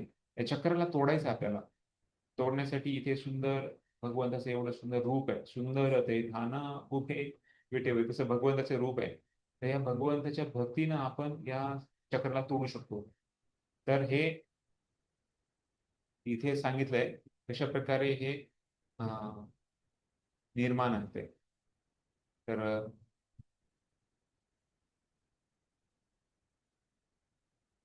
तर हे पाप जे आहे, तर अं, पाप त्याच्यामध्ये पाप केल्यानं ते अप्रारब्ध होऊन जातं पहिले. कारण कुठलंही जे काही क्रिया करतो, आता पुण्य पण आहे, पुण्य पण त्याचं पण अप्रारब्ध मध्ये त्याला येतं. पण खास करून इथे आपण पापाबद्दल जास्त बघत आहे. तर पाप आहे त्याच्यामध्ये अप्रारब्ध आहे. अप्रारब्ध आहे ते प्रारब्ध मध्ये बनेल, त्याला मग त्याला फलोन्मुख म्हणजे त्याला त्याला एक फळ मिळून जाईल. नाही तर त्या अप्रारब्धचं पुन्हा कूट बनेल, वृत्ती बनेल. कारण चोरी करण्याची जी वृत्ती आहे तर ती कुठेतरी चोरी केली होती, त्यामुळे ती वृत्ती निर्माण झालेली आहे. आणि ती कुटम जी झालेली आहे ते कूटचं ती इच्छा होते की आता मला वृत्ती तर आहे, आता मला तिकडं आज मी बँकेमध्ये टाकला होता, उद्या मी तिकडं कुठं LIC ऑफिसमध्ये जाऊन तिकडं दरोडा करेल. तर अशी जी वृत्ती बीज प्रकट करते. ती बीज मग पाप बनते आणि पाप मग ते अप्रारब्धामध्ये जातं आणि ते अप्रारब्ध पुन्हा मग कूट बनतं, नाहीतर मग त्या अप्रारब्धाचं प्रारब्ध होऊन जातं. अशा प्रकारे हे सायकल हे चक्र आहे. आणि इथे सांगितलंय जसं बघा इथे छोटस बीज आहे. तर बीज मग रोपांकुन होतं होतं होतं हळूहळू हळू वाढतं आणि मग बाहेर मग जमिनीच्या बाहेर येते. त्याला मग पानं फळं फुलं असं हे होऊन जातं. त्याचप्रमाणे या छोट्या बीज बीजला थोडस मग पुढं त्याची वाढ होत होत ते मग झाड बनतं. तर त्यासाठी प्रभुपाद इथे सांगतायत की भक्तांना खास करून आपल्याला या ज्या पाप करण्याच्या ज्या इच्छा आहेत त्याला आपल्याला त्याला तितिक्षुवा म्हणजे आपल्याला त्याला टॉलरेट म्हणजे त्याला टॉलरेटला काय म्हणतो आपण संयम तितिक्षु टॉलरेट टॉलरेट म्हणजे संयम केला पाहिजे.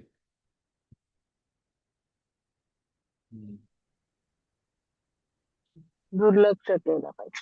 दुर्लक्ष दुर्लक्ष आणखी काही चांगला शब्द आहे का? सहन करणे. हा, सहन करणे. सहन करणे, बरोबर. तर आपल्याला सहन करण्याची जी आपण प्रवृत्ती ती आपल्याला वाढवणार आहे. तर प्रभुपाद सांगतात की ज्या पाप करण्याची वृत्ती आहे त्याला आपण सहन करायला शिका. सहन करायला शिका. आणि जे जे आपल्याला पाप करण्याची जी इच्छा प्रकट होते तर त्याला आपल्याला त्याला ओव्हरलुक करा. म्हणजे त्याला तुम्ही पाणी नका देऊ. त्याला पाणी दिलं तर ते वाढणार आहे. तर जेव्हा आपल्याला इच्छा होते की हे करावं अशी, तर हे सगळं मानसिक खेळ आहे ऍक्च्युअली. मनाला आपल्याला संयम करणे, मन आणि इंद्रिय संयम केलं ना तर ह्याच्यावरती आपण जाऊ शकतो. आता भक्तीमध्ये आपण आल्यानंतर बऱ्याच गोष्टी आपल्या सुटून गेल्यात. ज्या वाईट होत्या, ज्या चांगल्या नव्हत्या आपल्या भक्तीसाठी, त्या सुटून गेल्यात. तर काही सुटल्या, काही नाही सुटल्या, आणखी सोडतोय आपण, प्रयत्न करतोय. पण ज्या सुटल्या त्यावर आपल्याला कळतं की बाकी पण सुटू शकतात. तर आपण प्रामाणिकपणे इच्छा करायच्यात. तर 3 कारणं आहेत आपल्या जीवनामध्ये दुःख येण्याचे. तर ते काय आहे? तर हे 3 कारण इथे लिहिलेले आहे. तर एक तर तर अविद्या, सर्वात मोठं कारण आहे अविद्या. म्हणजे अविद्या म्हणजे अज्ञान. हे सर्वात मोठं, अज्ञानामुळे लोक पाप करतात. तर अज्ञान आहे या भौतिक जगामध्ये. काय अज्ञान आहे? सगळ्यात मोठं अज्ञान आहे की आपण भगवंताला विसरलोय. आपण या भौतिक जगात आलेलो आहे. आपण सगळ्यात मोठं अज्ञान आहे की आपण भगवंताला विसरलोय. आपण आपलं स्वतःचं स्वाभाविक स्थिती विसरलोय, स्वभाव विसरलोय. आणि त्यामुळे भौतिक जगाच्या दुःखामध्ये आपण इथं गुरफट चाललेलो आहे. हे सर्वात मोठं अज्ञान आहे. आणि त्यामुळं आपण पहिलीच प्रार्थना काय म्हणतो? ओम अज्ञान तिमिरांधस्य ज्ञानांजन शलाकया चक्षुरुन्मिलितमेन तस्मै श्री गुरवे नमः. गुरु महाराज, तुम्ही या अज्ञानरूपी अंधकारातून प्रकाशमय ज्ञानरूपी प्रकाशमुळं या अंधकाराला तुम्ही बाजूला करा, अशी प्रार्थना आपण गुरुना करतोय. गुरुच्या द्वारे या अज्ञानाद्वारे आपण वरती उचलू शकतो. तर त्यामुळं गुरुचा खूप मोठा वाटा आपल्या जीवनामध्ये रोज आपण अनुभव केला पाहिजे. तर अज्ञान, अविद्या. दुसरं आहे बीज, जी भौतिक इच्छा. तर हे बीज, आज बीज आहे. ते बीज दिसायला छोटं आहे, पण त्याच्यामध्ये एवढी शक्ती आहे की त्या बीजाचं एवढं मोठं झाड बनतं. आणि त्या झाडामध्ये फळं एवढे येतात. त्या फळामधल्या बियामध्ये एवढी शक्ती आहे की तसंच तेवढं झाड आणखी मोठं बनेल. त्याच्याचप्रमाणे भौतिक इच्छा एवढी शक्तिशाली आहे की आपण या भौतिक इच्छा पूर्ण करण्यासाठी खूप आपल्याला, जसं एक पाप केलं ना, तर ते सोडण्यासाठी किंवा त्याला खूप काही आपल्याला सहन करावं लागतं. तर त्या इच्छाला काही अंत नाहीये. ही इच्छा अनंत प्रकारच्या आहेत. त्यामुळे भौतिक इच्छा हे बीज रूपामध्ये आहे. त्याला, बीजाला आपल्याला अ, सो जसं आपण झाड तोडतो, पण जोपर्यंत त्याचे खाली मुळं आहेत, तोपर्यंत ते झाड पुन्हा येणार. त्यामुळं बीजापासून उघडलं पाहिजे, तरच ते झाड पुन्हा येणार नाही. आणि पाप, पाप म्हणजे अं, जे प्रभुपाद सांगतात त्याची व्याख्या, disobedience to God and scriptures. तर विलिंग डिसओबिडियन्स म्हणजे जाणीवपूर्वक आपण भगवंतांच्या आज्ञेचं पालन किंवा शास्त्रांचं पालन नाही करत, तर त्यामुळं त्याला पाप म्हणलं जातं. तर जाणून पण लोकांना माहिती आहे हे पाप आहे, हे काही नाही केलं पाहिजे, पण तरी पण लोक करतात का? कारण ती वृत्ती बनलेली आहे. त्या वृत्तीला आपल्या सोडायचं. जसं इथे प्रभुपादाने उदाहरण दिले, चोरी. चोराला माहिती आहे चोरी केलं तर मला पुढे उद्या जेलमध्ये जावं लागेल, पण त्याला वाटतं की नाही नाही नाही. लोकांना काय वाटतं की ऍक्च्युली त्यांनी अशी चोरी केली होती की तो पकडला गेला. मी अशी चोरी करेल की मी पकडला पण नाही जाणार आणि मला चोरी पण मिळून जाईल, म्हणजे मला पैसे पण मिळून जातील. तर ते आपली गलत धारणा आहे. आपण जे काही क्रिया करतो त्या प्रत्येकाला फळ भोगावं लागणार आहे. त्यामुळे सांगितलं इथे की अविद्या आपल्याला भौतिक इच्छाचं बीज उत्पन्न करते. आणि त्या भौतिक इच्छामुळे आपण पाप करतो. आणि पाप केल्यानंतर आपल्याला त्याचं प्रायश्चित्त किंवा त्याच्या आपल्याला जीवनामध्ये दुःख भोगावं लागणार आहे.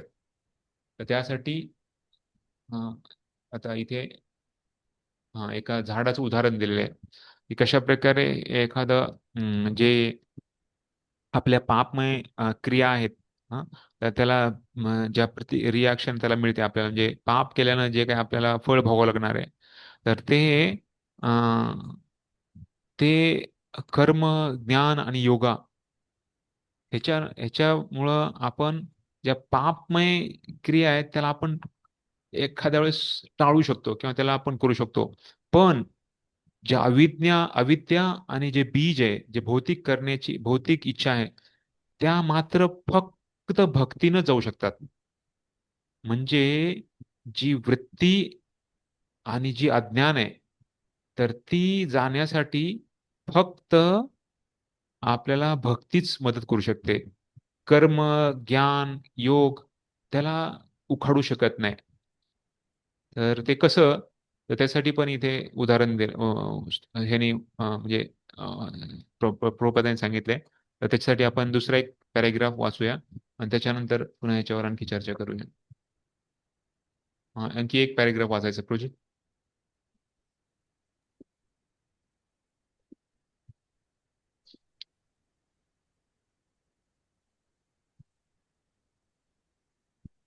हरे कृष्ण. हरे कृष्ण प्रभूजी, वाचू का? हा ठीक आहे ना, वाचा मग.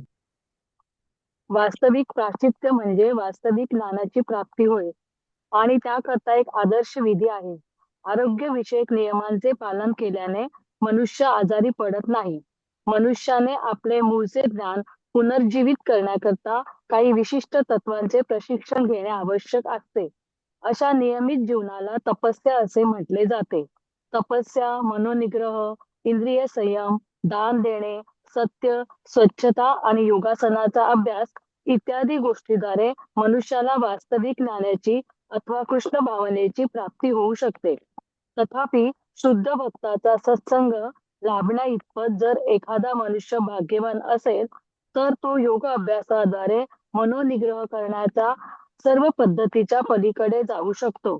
त्याने केवळ अवैध स्त्रीसंग निषेध, मांसाहार निषेध, नशा निषेध आणि धूत निषेध या कृष्ण भावनेच्या नियामक तत्वांचे पालन केले पाहिजे आणि प्रामाणिक आध्यात्मिक गुरुच्या मार्गदर्शनाखाली भक्त सत्संगामध्ये संलग्न झाले पाहिजे. शील रूप गोस्वामींनी या सहज सुलभ पद्धतीची शिफारस केली आहे. मनुष्याने बस. तर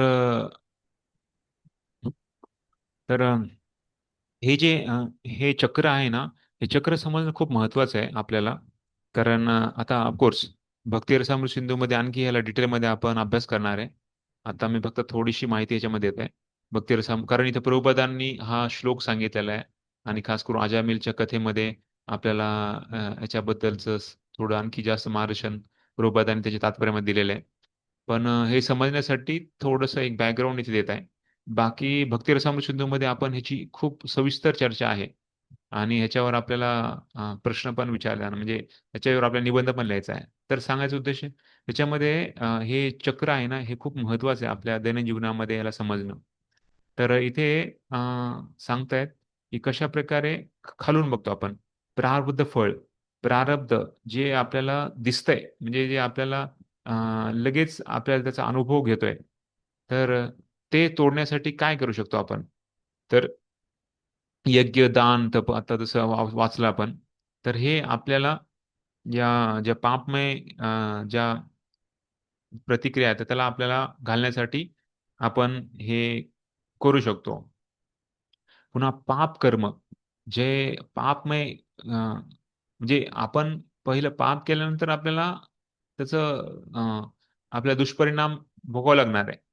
तर ते दुष्परिणाम भोगत आहोत ते सोडण्यासाठी यज्ञ, दान, तप करायचं आहे. आणि जे पाप कर्म केलेत, जे पाप परकर्म केलेत, तर त्यासाठी योगाभ्यास, ज्ञान योग, तर योग, तपस्या, ब्रह्मचर्या, तर हे याच्यासाठी आपल्याला मदत करू शकतात. आणि त्याच्यावरती सांगितलेलं आहे कशा प्रकारे बीज, जे भौतिक इच्छा आहेत, तर ते एका बीजासारखं आहे. तर त्याला घालवण्यासाठी अष्टांग योग, ज्ञान योग, तर ते मदत करू शकतात. पण आपण जी वृत्ती आहे, जे कूट म्हणले आपण, जी वृत्ती आहे, तर ती फक्त भगवंताची भक्ती केल्यानेच ती जागू शकते. आणि सगळ्यात मोठं आहे अविद्या, ज्या कारणामुळे आपण इथं आलेलो आहे आणि या भौतिक जगामध्ये आपण फिरत चाललेलो आहे, त्याची अविद्या सगळ्यात मोठं कारण आहे. अज्ञान, अज्ञान आहे, तर अज्ञानरूपी अंधकार घालवण्यासाठी आपल्याला कृष्ण भक्तीच हा एक उपाय आहे. तर त्यामुळे सांगितलंय की जी खरी प्रायश्चित्त काय आहे, की आपल्या जीवनामध्ये भगवंताची भक्ती जागृत करणे. तर हे सगळ्यात उच्च प्रकारची प्रतिक्रिया आहे आणि जी आपल्या हृदयाला शुद्ध करू शकते. तर परमदृष्टा निवर्तते. तर जेव्हा आपण जेव्हा आपल्याला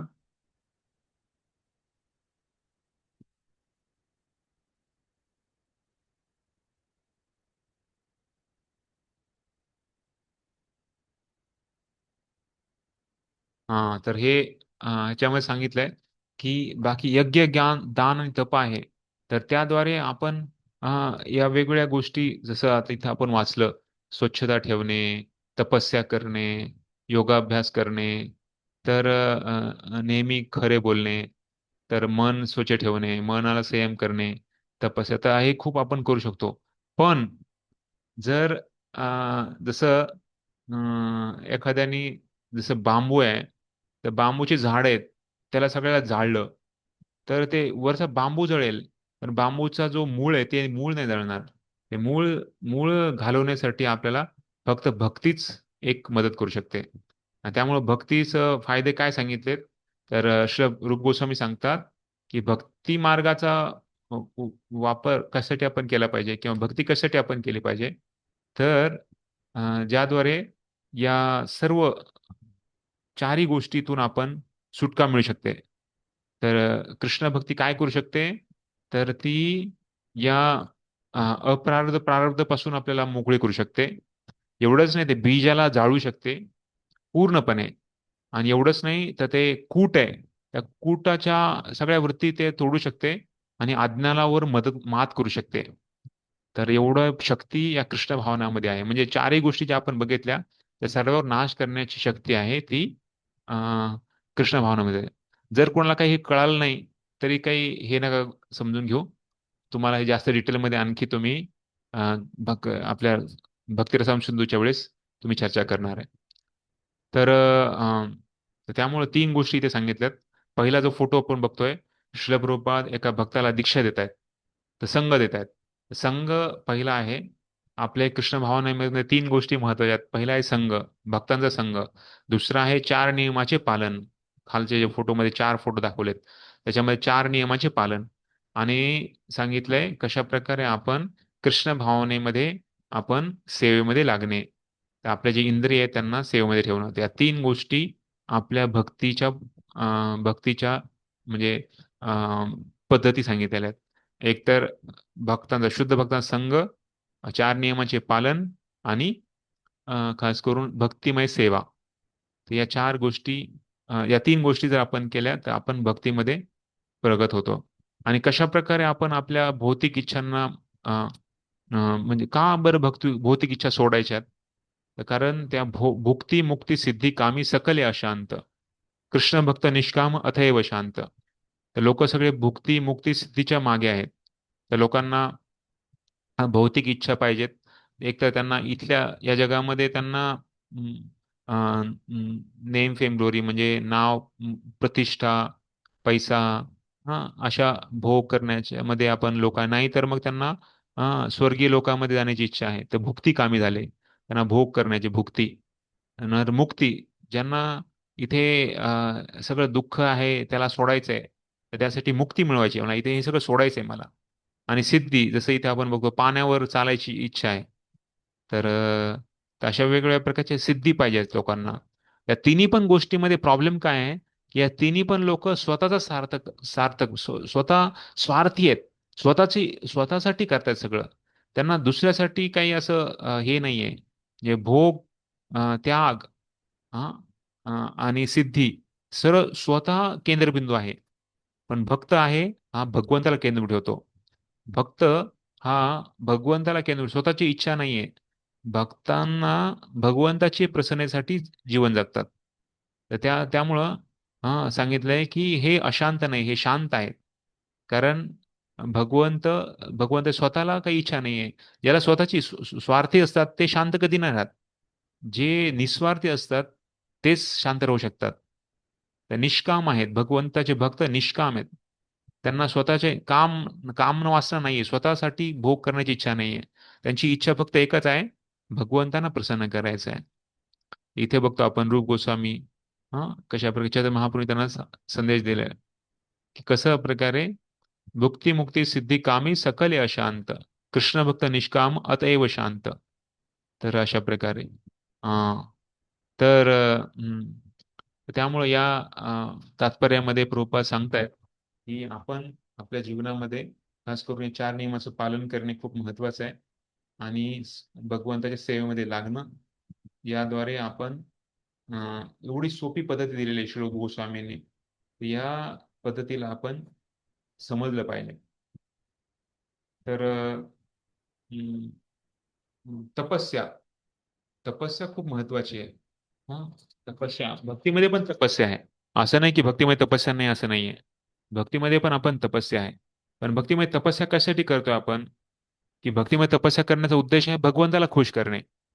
बाकी लोक, आम्ही जेव्हा आम्ही जातो कुंभमेळ्याला, आम्ही बघतो खूप काही लोकांचे मुनी साधू असतात, नागाबाबा असतात किंवा खूप म्हणजे भयानक तपस्या करणारे लोक आम्ही बघितलेले. पण त्यांचा उद्देश स्वार्थी आहे, स्वतःचा केंद्रबिंदू आहे.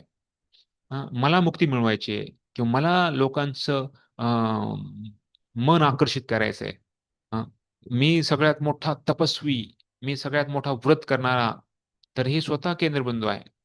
पण ऍक्च्युली कुंभमेळ्यामध्ये जायचो ना आम्ही, आम्ही बघायचो की पत्रकार लोक सारखे आपल्याच टेंटमध्ये यायचे. का? कारण आपल्या टेंटमध्ये एवढ्या एवढ्या ऍक्टिव्हिटी असायच्या. सारखं हरिनाम 2 वेळेस सकाळ संध्याकाळ हरिनाम असायचं. त्यानंतर एवढा मोठा पुतळा बनवला होता चैतन्य महाप्रभूंचा. आणि मग लोक बघायला यायचे कोण आहे हे व्यक्ती, त्यांच्याबद्दल सांगायला. मग भक्त सांगायचे. पुन्हा रिचिंग स्टॉल असायचे. आपलं जसं डिव्हाइस आहे किंवा आपण कोण, मग तसे डायरोमास, फोटोज असे लावले, तर त्यामुळं 3-4 रूम मध्ये ठेवायचे.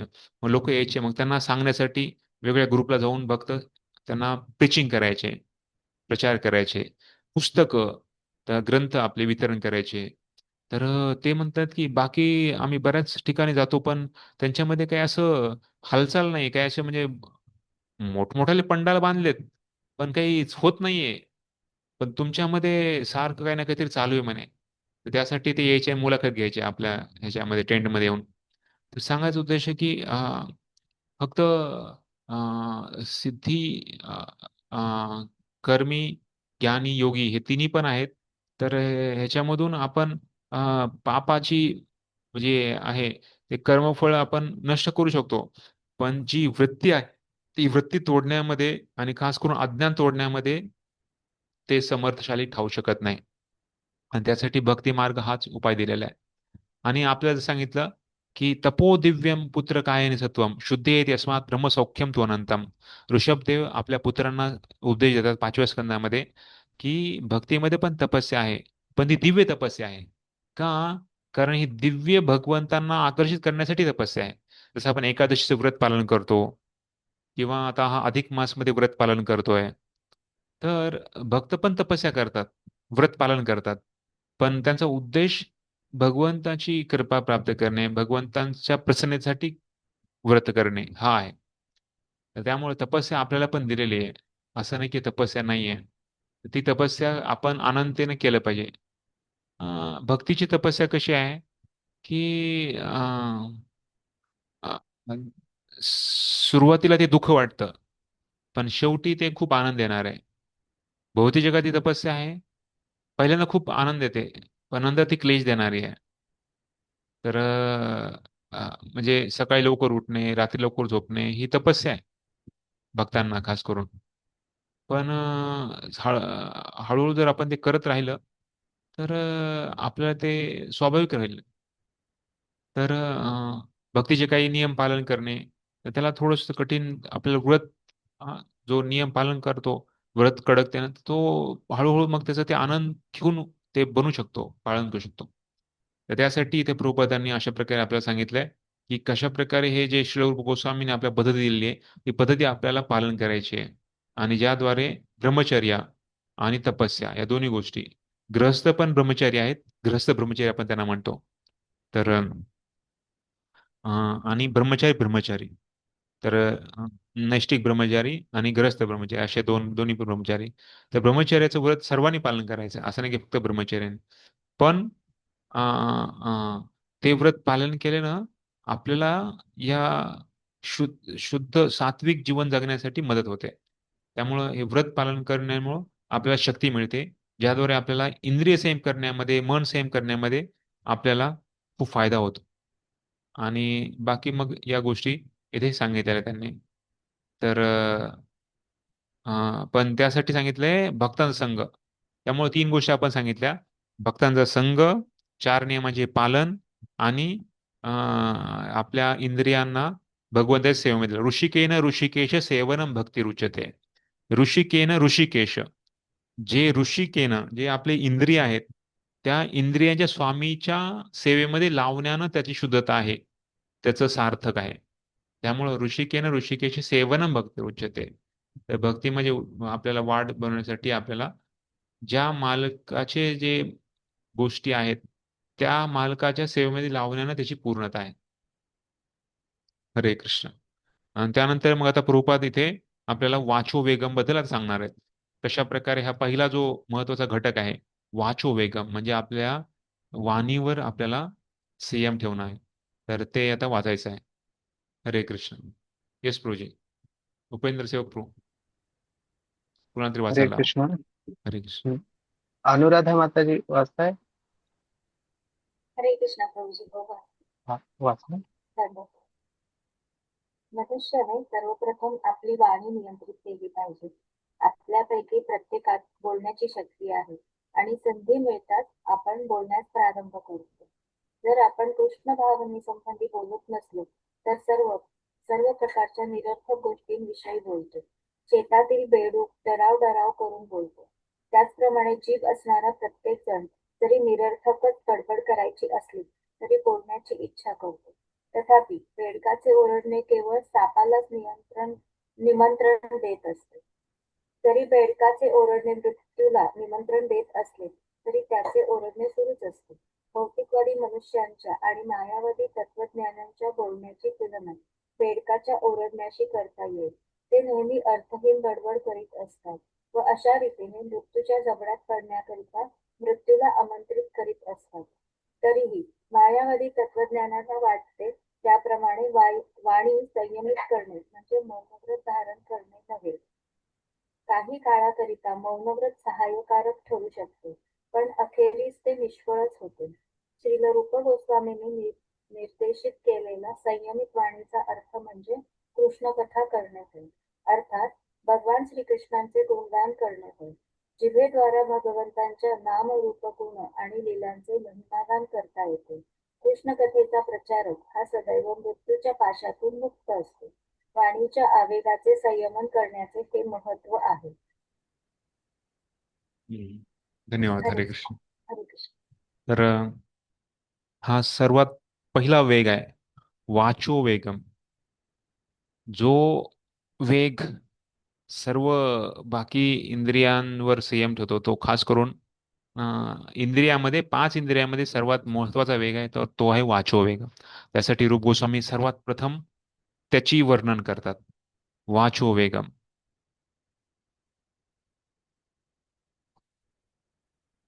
तर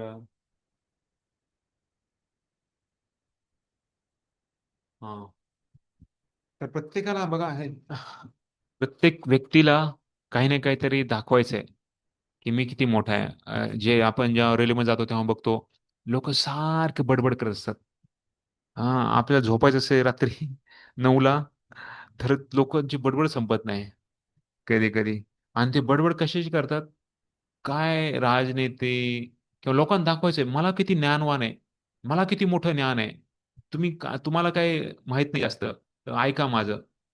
तर म्हणजे दुसऱ्यांना दाखवण्याची जी इच्छा आहे तर त्याच्यामध्ये ते सारखं म्हणजे सारखे लागलेले असतात. तर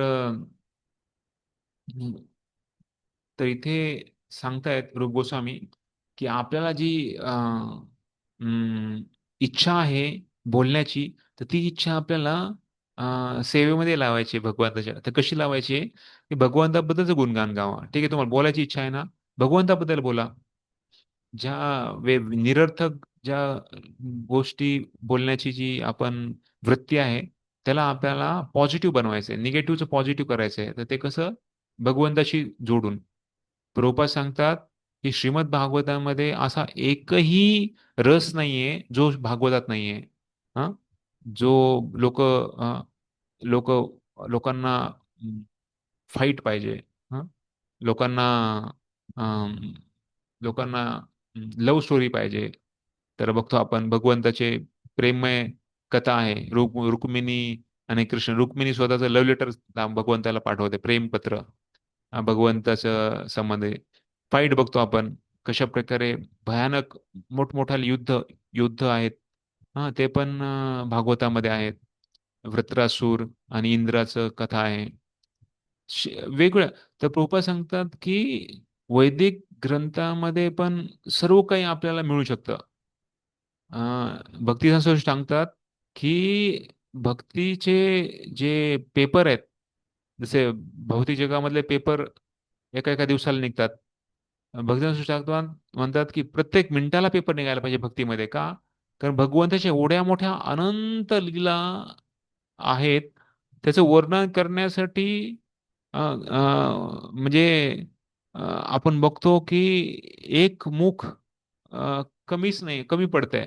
म्हणजे खास करून अ, अ, भगवंतांच्या ज्या अनंत लीला आहेत, तर त्यांना वर्णन करण्यामध्ये इवन संकर्षण, हा खास करून आनंद शेष, तर त्यांचे एवढे फणा आहेत, त्याद्वारे पण ते भगवंताचं पूर्ण गुणगान गाऊ शकत नाहीत असं म्हणतात. का? कारण भगवंताच्या गुण वाढत चालतात, लीला वाढत चालतात, लीला एवढ्या आहेत, अफाट आहेत. तर तर भगवंताबद्दलच आपण जास्त आपल्या जीवनामध्ये म्हणजे जीवनामध्ये भगवंताबद्दलच जास्त केलं पाहिजे. म्हणजे खास करून त्यांचा जो आपल्या जीवनामधला जो ऍक्च्युली काय आहे, गिगो प्रिन्सिपल इंग्लिशमध्ये सांगितलेलं आहे. Good in good out, garbage in garbage out. म्हणजे काय की आपण जे घेतो तेच बाहेर येणार आहे. आपण जर भक्तिमय वातावरण, भक्तिमय जास्त आपण आपल्या इनपुट घेतल्या, तर बाहेर तेच येणार आहे. पण जर आपण रोज सगळे काही व्हॉट्सअपच वाचतोय, व्हॉट्सअपच बघतोय, टीव्ही बघतोय, मोबाईल बघतोय, बाकी सर्व ह्याच्यामध्ये आपण सर्व, तर मग जेव्हा आपण बोलतो तेव्हा तेच येणार बाहेर. तर त्यामुळं ऍटलिस्ट आपण थोडासा तरी काहीतरी एक नियम म्हणून काहीतरी ठेवला पाहिजे की दिवसातून एवढा वेळ कमीत कमी मी भागवताचं वाचन किंवा गुरु महाराजांचं श्रवण तेवढा वेळ नित्यनियमानं करेन, आणि एवढा वेळ माझा जपासाठी मी देईन. तर एवढा तरी आपण हे ठरवणं खूप महत्वाचं आहे. कारण आता आपण भक्तिशास्त्री करत आहोत. भक्तिशास्त्री म्हणजे आपण 16 माळा, 4 नियम काहीतरी ऍटलिस्ट थोड्याशा वर्षापासून आपण करण्याचं पालन चालू केलेलं आहे. तर या वेळेला तरी आपण ऍटलिस्ट आता थोडस तरी आपण भक्तीमध्ये स्थिर होण्यासाठी प्रयत्न करायचा. त्यासाठी एक काहीतरी नियमावली आपल्याला बनावं लागणार आहे. तर एवढा वेळ तरी कमीत कमी आपण इनटेक घ्यायचा आहे. म्हणजे गुड इन, म्हणजे आपण स्वतः आपल्या जीवनामध्ये काहीतरी चांगल्या, म्हणजे खास करून भक्तिमय आपल्याला वातावरणामध्ये घ्यायचंय, शुद्ध व्हायचंय. आणि मग थोडं थोडं थोडं थोडं थोडं थोडं थोडं होईना, थेंबे थेंबे तळे साचे. तर आपण जे नित्यनियमान आपण हे करत राहिलो, तर मग एकतर आपल्याला रुची वाढणार, आणि त्याचबरोबर आपल्याला, कारण आपण नित्यनियमानं करतोय, तर भगवंत आपली ही नित्यनियमाची पद्धती बघून भगवंताला आपण खुश करू शकतो. जसं छोटीची अं, टिटवी, टिटवीचं उदाहरण प्रभुपाद देतात भगवद्गीतेमध्ये, की ती तिची अंडे समुद्राने घेतले होते, आणि तिने काय विचार केला, समुद्राने माझे अंडे घेतलेत, मी त्या समुद्राला मी संपून टाकणार. म्हणजे काय, मी त्याला कोरडं करणार म्हणे. तर मी ते चिंचोंचामध्ये ती पाणी घ्यायला चालू केलं, आणि ती थोडं थोडं थोडं पाणी घेत थोडं लांब जाऊन टाकत होती, समुद्राला ती कोरडं करण्याचा प्रयत्न करत होती.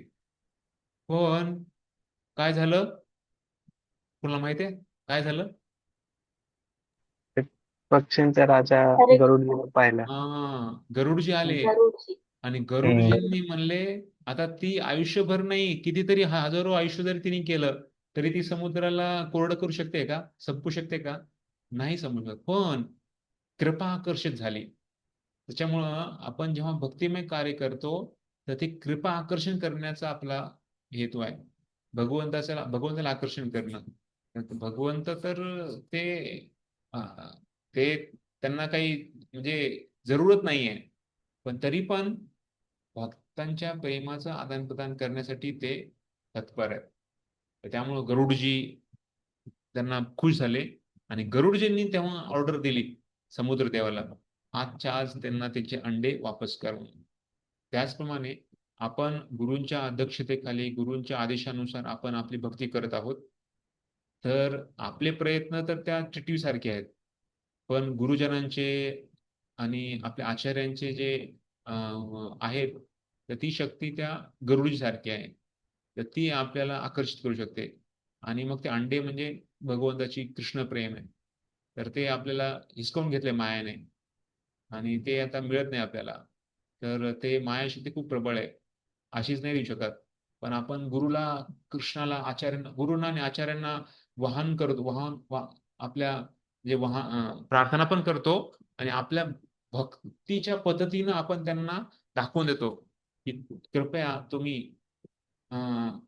कृपा करा. त्यामुळे आपण पहिलं सॉन्ग पण आपण गायलं ना, की कृष्ण से तो मार, कृष्ण दिते पार, तो मार शकत याची, आम्ही तो कंगाल, कृष्ण कृष्ण बोली, धाई तब पाचे पाच. आमच्यामध्ये नाही पात्रता, पण तुम्ही तरी कृपा करा, आणि तुमच्या कृपेने गरुडजी सारखे तुम्ही धावून या, आणि तुम्ही आम्हाला भक्ती देऊ शकता. अशा प्रकारे तर ते आपले ते तसे आपले पाऊल आपल्याला उचलायचे. हे संबंधामागचा उद्देश पण आपला तोच आहे. शास्त्र वगैरे वाचून आपल्याला भक्तिशास्त्री डिग्री प्राप्त, आम्ही भक्तिशास्त्री बनलो किंवा बनले, दाखवायचं नाही जगाला. आणि भक्तिशास्त्री बघा, डिग्री माझ्याकडं, सर्टिफिकेट आहे, प्रमाणपत्र पण आहे, मी असं बोलत नाही. तर ते गोष्ट दुसरी आहे. आपल्याला आंतरिक आपल्याला डिग्री मिळवायची आहे, म्हणजे आपल्या हृदयाला पहिले शुद्ध करायचे. हृदयाला जसं माखन चोरी करायला भगवंत घरी जायचे ब्रज गोपांच्या, आणि चोरी करायचे, तसं आपलं हृदय आपल्याला माखनसारखं आपल्याला बनवायचं आहे, जे भगवंत खुश होतील आणि भगवंत अक्षय आहे. तर तो आपला उद्देश आहे. तर तर इथे आपण वाचलं कशा प्रकारे वाचू वेगम, आपल्या जीवावर संयम ठेवणं महत्वाचं. जीवेचे दोन कार्य आहेत, कृपा सांगतात. एक तर बोलणे, आणि दुसरं काय? टेस्ट. सात खाणे. स्वाद घेणे. स्वाद घेणे. तर जीवाचे दोन कार्य आहेत, आणि दोन्ही पण कार्य आपण भगवंताच्या केंद्रबिंदू ठेवून आपण करू शकतो. तर त्यामुळे कृपा सांगतात की भगवंताबद्दल बोलणे आणि भगवंताचा प्रसाद खाणे, तर हे जीवाचे दोन्ही कार्य आपण आपल्या भक्तिमय कार्यामध्ये करायचे आहेत आपल्याला. तर तर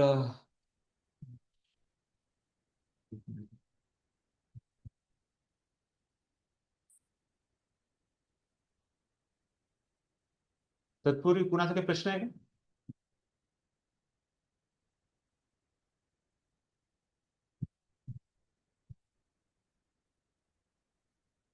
हरे कृष्ण. हरे कृष्ण. प्रभूजी, सुरुवातीला ते आपल्या वैष्णवगीत मध्ये जे 6 गुण आणि 6 सत्संग बद्दल सांगितलं की ते कोणते आहेत 6 गुण? ते आता आपण उत्साहाध्याय शिकणार आहे. पुढे ते आपण ओके शिकणार ओके. आहे. पहिलं बघा, 6 वेग जे सांगितलं ते पहिल्या हो श्लोक मध्ये आहे. ओके 6 वेग, त्याच्यामध्ये मन, आपली वाचा, वाचो वेग मनस क्रोध, मन, वाचा, क्रोध, जिव्हा, आपले उदर, आणि आपली पोट. तर हे 6 वेग आहेत. ह्या 6 वेगांना आपण 6 वेगाने आपलं पकडलंय. ह्या 6 वेगावर मात करण्यासाठी पहिला श्लोक आहे. दुसऱ्या श्लोकामध्ये 6 दोष दिलेले आहेत. तर ते काय आहे? अत्याहार, प्रयास, प्रजल्प, नियमाग्रह, जनसंग, आणि लोभ. 6 दोष, त्याच्यावर आपल्याला मात करायची आहे. आणि त्याच्यानंतर 6 गुण, 6 गुण देहदास आहे. म्हणजे 6 गुण कुठले आहेत? उत्साह, निश्चय, धैर्य, तत्तत् कर्म प्रवर्तनात, संग त्यागात, सतोवृत्ते, षड्वीर भक्ती. तर हे 6 प्रकारचे गुण आहेत. कशा प्रकारे आपण जी पद्धत दिलेली आहे आचार्याने, तिला पालन करणे, आणि खास करून जे नियम आहेत, नियम पालन करणे, हे 6 गुण सांगितलेले आहेत. ते तिसरा श्लोक आहे. आणि क्षय सत्संग, 6 प्रकारची संगती मला द्या. त्या संगतीमध्ये काय करायचंय? तर खास करून गिविंग इट, म्हणजे आपण स्वतः दुसऱ्यांना भेट देणे, किंवा स्वतः भेट स्वीकारणे भक्तांकडून, किंवा स्वतःच हृदय उलगडून देणे दुसऱ्यांना, किंवा दुसरे हृदय उलगडतायत ते आपण ऐकणे. तर अशा प्रकारे हे किंवा दुसऱ्यांना प्रसाद खाऊ घालणे, स्वतः प्रसाद खाणे, हे 6 प्रकारचे एकमेकांना मैत्री बनवण्यासाठीचे खूप पोषक अंग आहे. तर अशा प्रकारे तर हे सर्व तर त्यासाठी हे आपण वैष्णवगीत गायलं. बरोबर. तर इथे प्रभुपाद सांगतायत की आपण नेहमी प्रयत्न केले पाहिजे की आपलं जे वाणी आहे तर ती भगवतमय वाणी व्हावी. तर लोक ब्ला ब्ला ब्ला ब्ला म्हणजे काय नेहमी सारखं काहीतरी बडबड करत असतात. तर ही बडबड आहे त्याला काही अंतच नाहीये. आणि त्यांचा उद्देश तेच की दुसऱ्यांना दाखवून देणे की आम्ही किती बुद्धिमान आहोत. पण भक्त जे बोलतात तर ते तुलना केली आहे त्यांची सापाची तुलना केलेली आहे. बेडूक बेडूक सारखा एवढा मोठा आवाज करत आहे. पण त्या आवाजामुळं सापाला कळतं की बेडूक कुठं आहे. तर ते जाऊन ते साप पकडतो. तर त्यामुळं प्रभू सांगतात की तो घोषणा करत आहे तू इकडे ये आणि मला पकड मी इथं आहे असं तो बेडूक सापाला सांगतोय. तर मग साप येऊन अचानक तो पकडून घेऊन जातो. तर स्थिती तीच आहे समाजामध्ये आजकाल बघतो आपण की लोक म्हणजे म्हणजे आपल्या मृत्यूला तो बोलवत आहे बेडूक. तर भौतिक जगामध्ये लोक पण सारखी बडबड करत आहे किंवा मायावादी लोक तर ते त्यांची तुलना या बेडकाच्या आवाज करण्यासारखी दिलेली आहे. तर त्यांना जे काही बोलतात त्याला काही गंध नाही आहे. आणि त्याच्यातून त्यांना पण ते आपल्या मृत्यूच्या जवळ झालेले आहेत. तर ऍक्च्युली आपण आपली बोलण्याची शक्ती आहे ती शक्तीचा योग्य वापर केला पाहिजे. शक्ती शक्तिमानची आहे. त्या शक्तिमानच्या सेवेमध्ये आपण त्याला लावलं पाहिजे. बोलण्याची जी शक्ती आहे ती भगवंताची सेवेमध्ये लावणं महत्वाचं आहे. तर लोक मौन व्रत धारण करतात. तर ते मौन व्रत फक्त कामाचं नाहीये. थोड्या वेळासाठी ते काम करू शकतं. पण जसं लोक काही काही लोक म्हणतात की मी आता मौन व्रत ठेवलेलं आहे आणि मग ते लिहून दाखवतात. पण बऱ्याच वेळेस मौन दाखवलंय उगा पण दाखवण्यासाठी पण त्यांच्या ज्या इच्छा आहेत त्या शुद्ध नाही झालेल्या आहेत. आणि बऱ्याच वेळेस लोक काही गोष्टींचा त्याग करतात. पण जेव्हा जसं बघतो आपण की 1 महिना मांस खाणार नाही. पण त्या 1 महिन्यानंतर मग जे काही खाल्लं नाही तर ते तेवढं ते भरून काढतात. किंवा लोक काही काही वेळेस आपण इथं भक्तामध्ये पण बघितलं जातं की कधी कधी कार्तिकमध्ये पूर्ण 1 महिना स्वीट खाणार नाही. पण नंतर मग 1 महिना झाला की मग ते ओव्हरिंग म्हणजे आपण अत्याहार कधी कधी होऊन जातो. तर आपण असं व्रत करायचं की ज्याद्वारे आपण म्हणजे इंद्रिय मनावर संयम ठेवण्यासाठी त्याच्या बळी नाही झालं पाहिजे. हा इथं आता मौन व्रत लोक करतात पण त्याच्यातून शुद्धीकरण होणारे लोक खूप कमी आहेत. मौन धरून पण त्यांची वृत्ती सुटत नाहीये. कारण हे भौतिक झालं हे आंतरिक झालं बाहेरिक झालं आंतरिक नाही झालं. जसं आपण मी काल पण सांगितलं की लोक मोठमोठ्या योजना करतात. स्वच्छतेची मोठी मोहीम झाली. पण जोपर्यंत हृदय स्वच्छ नाहीये तोपर्यंत या बाहेरच्या गोष्टी स्वच्छ करून काही फायदा नाहीये. त्यामुळे सगळ्यात मोठं महत्वाचं आहे की हृदय स्वच्छ करणे. त्यासाठी भक्तीच मदत करू शकते. मौन व्रत धारण करून ते करतील थोड्या वेळ पण जेव्हा जेव्हा ते अति होऊन जाईल तेव्हा ते सुटणार नाही. तेव्हा ते लगेच जसं आपण शौबरी मुनीची कथा ऐकलेली आहे किंवा शौबरी मुनी आणि विश्वामित्र मुनी पण सांगितलेलं आहे त्यांचं पण ऐकलंय. तर काही वेळ आपला तो ज्ञान योग किंवा योग साधना सिद्धी मार्ग तो काही वेळ मदत करेल. पण नेहमीच मदत करेल असं नाही. जेव्हा ते अशक्य होईल तेव्हा ते त्याच्या बळी पडून जातात.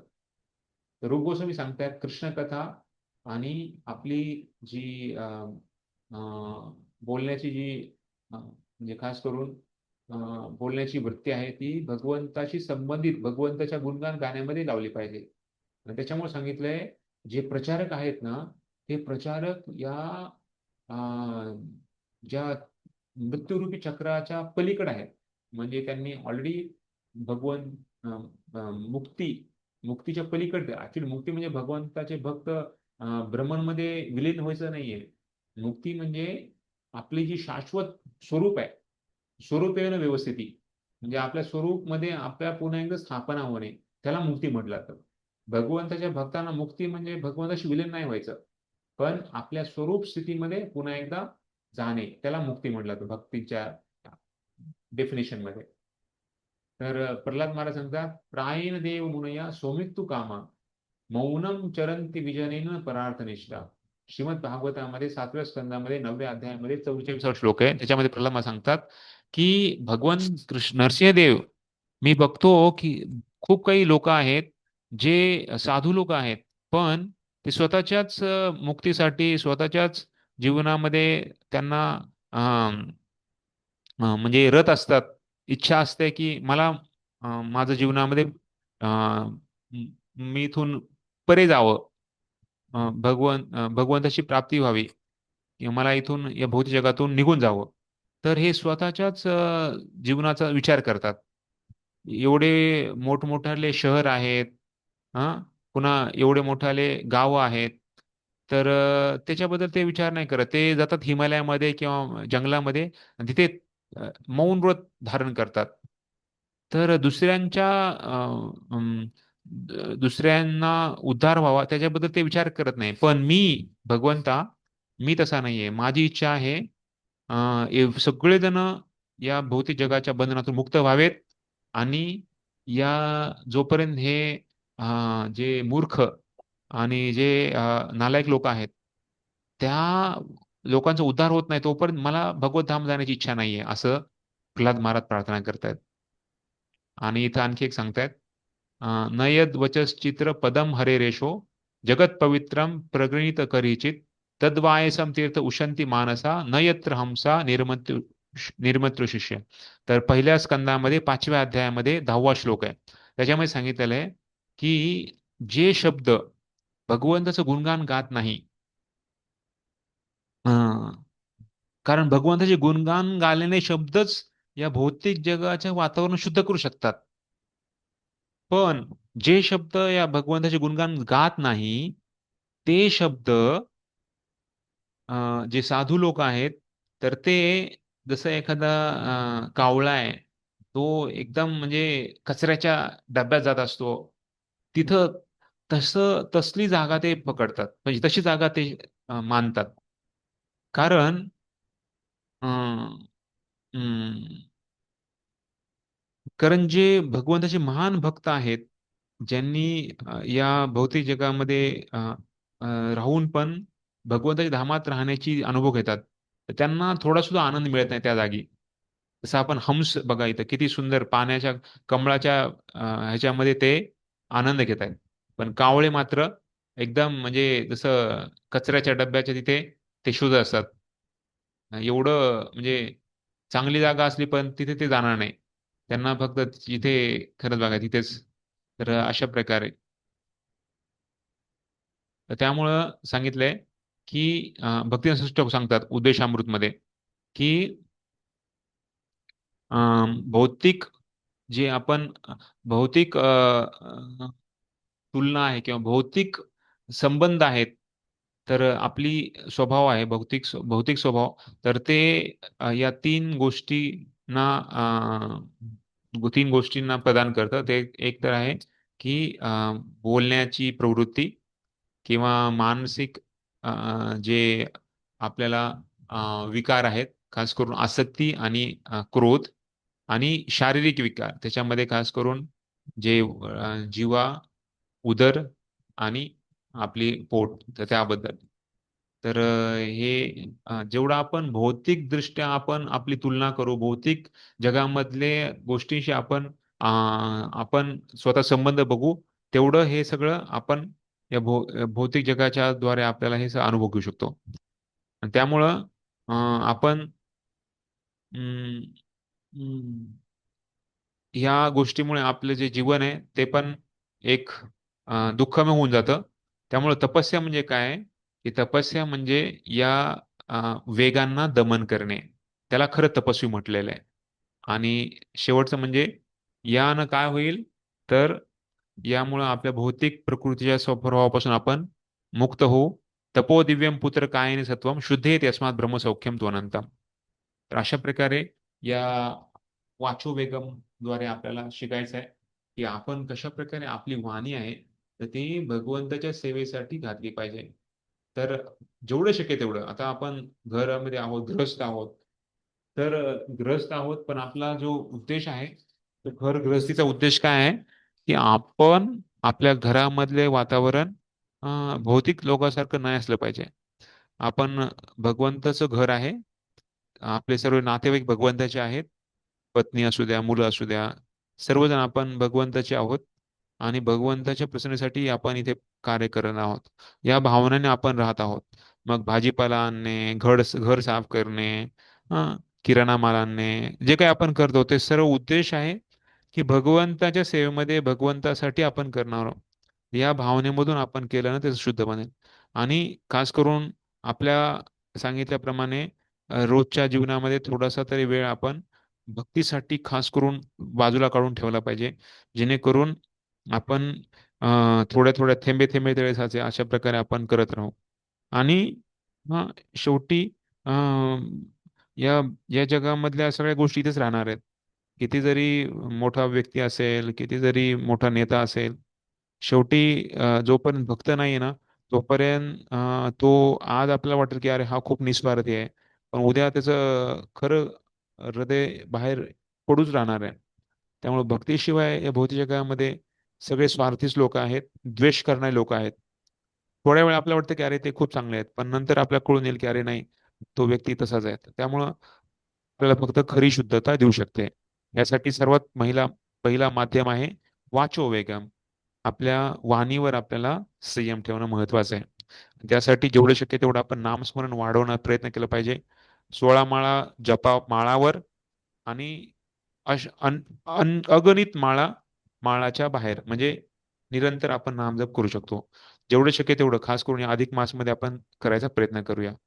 हरे कृष्ण हरे कृष्ण कृष्ण कृष्ण कृष्णा हरे कृष्णा हरे हरे हरे हरे राम हरे राम राम राम राम राम हरे हरे हरे हरे राम हरे राम राम राम हरे हरे. हरे राम श्री राम राम उपदेशामृत की जय, श्री रूप गोस्वामी जय पाद की जय, श्रील प्रभुपाद जय की जय, गौर भक्त जय की जय. जय तर पुढच्या शनिवारी मी जय दोन प्रश्न देऊन जय टाकेल जय. जे आपल्याला या उपदेशामृत मध्ये सोडवायचे आहेत. आणि ते नंतर दिल्यानंतर तुम्ही आतापासून त्याच्याबद्दल मनन आणि थोडस विचार करू शकता. जेणेकरून तुमचा पुढचा जो वेळ आहे तो कमी लागेल त्यासाठी. आणि श्लोक पण कुठले येतील ते पण पुढच्या शनिवारी मी सांगेन. ठीक आहे. हरे ठीक ठीक आहे. आहे. कृष्ण. हरे हरे कृष्ण. धन्यवाद हरे कृष्णा धन्यवाद. हरे श्री कृष्ण गुरुपाद की प्रभुजी जय. दंडक हरे हरे कृष्ण. कृष्ण कृष्ण प्रभुजी दंडोत प्रभुपाद की प्रणाम. जय. हरे कृष्ण.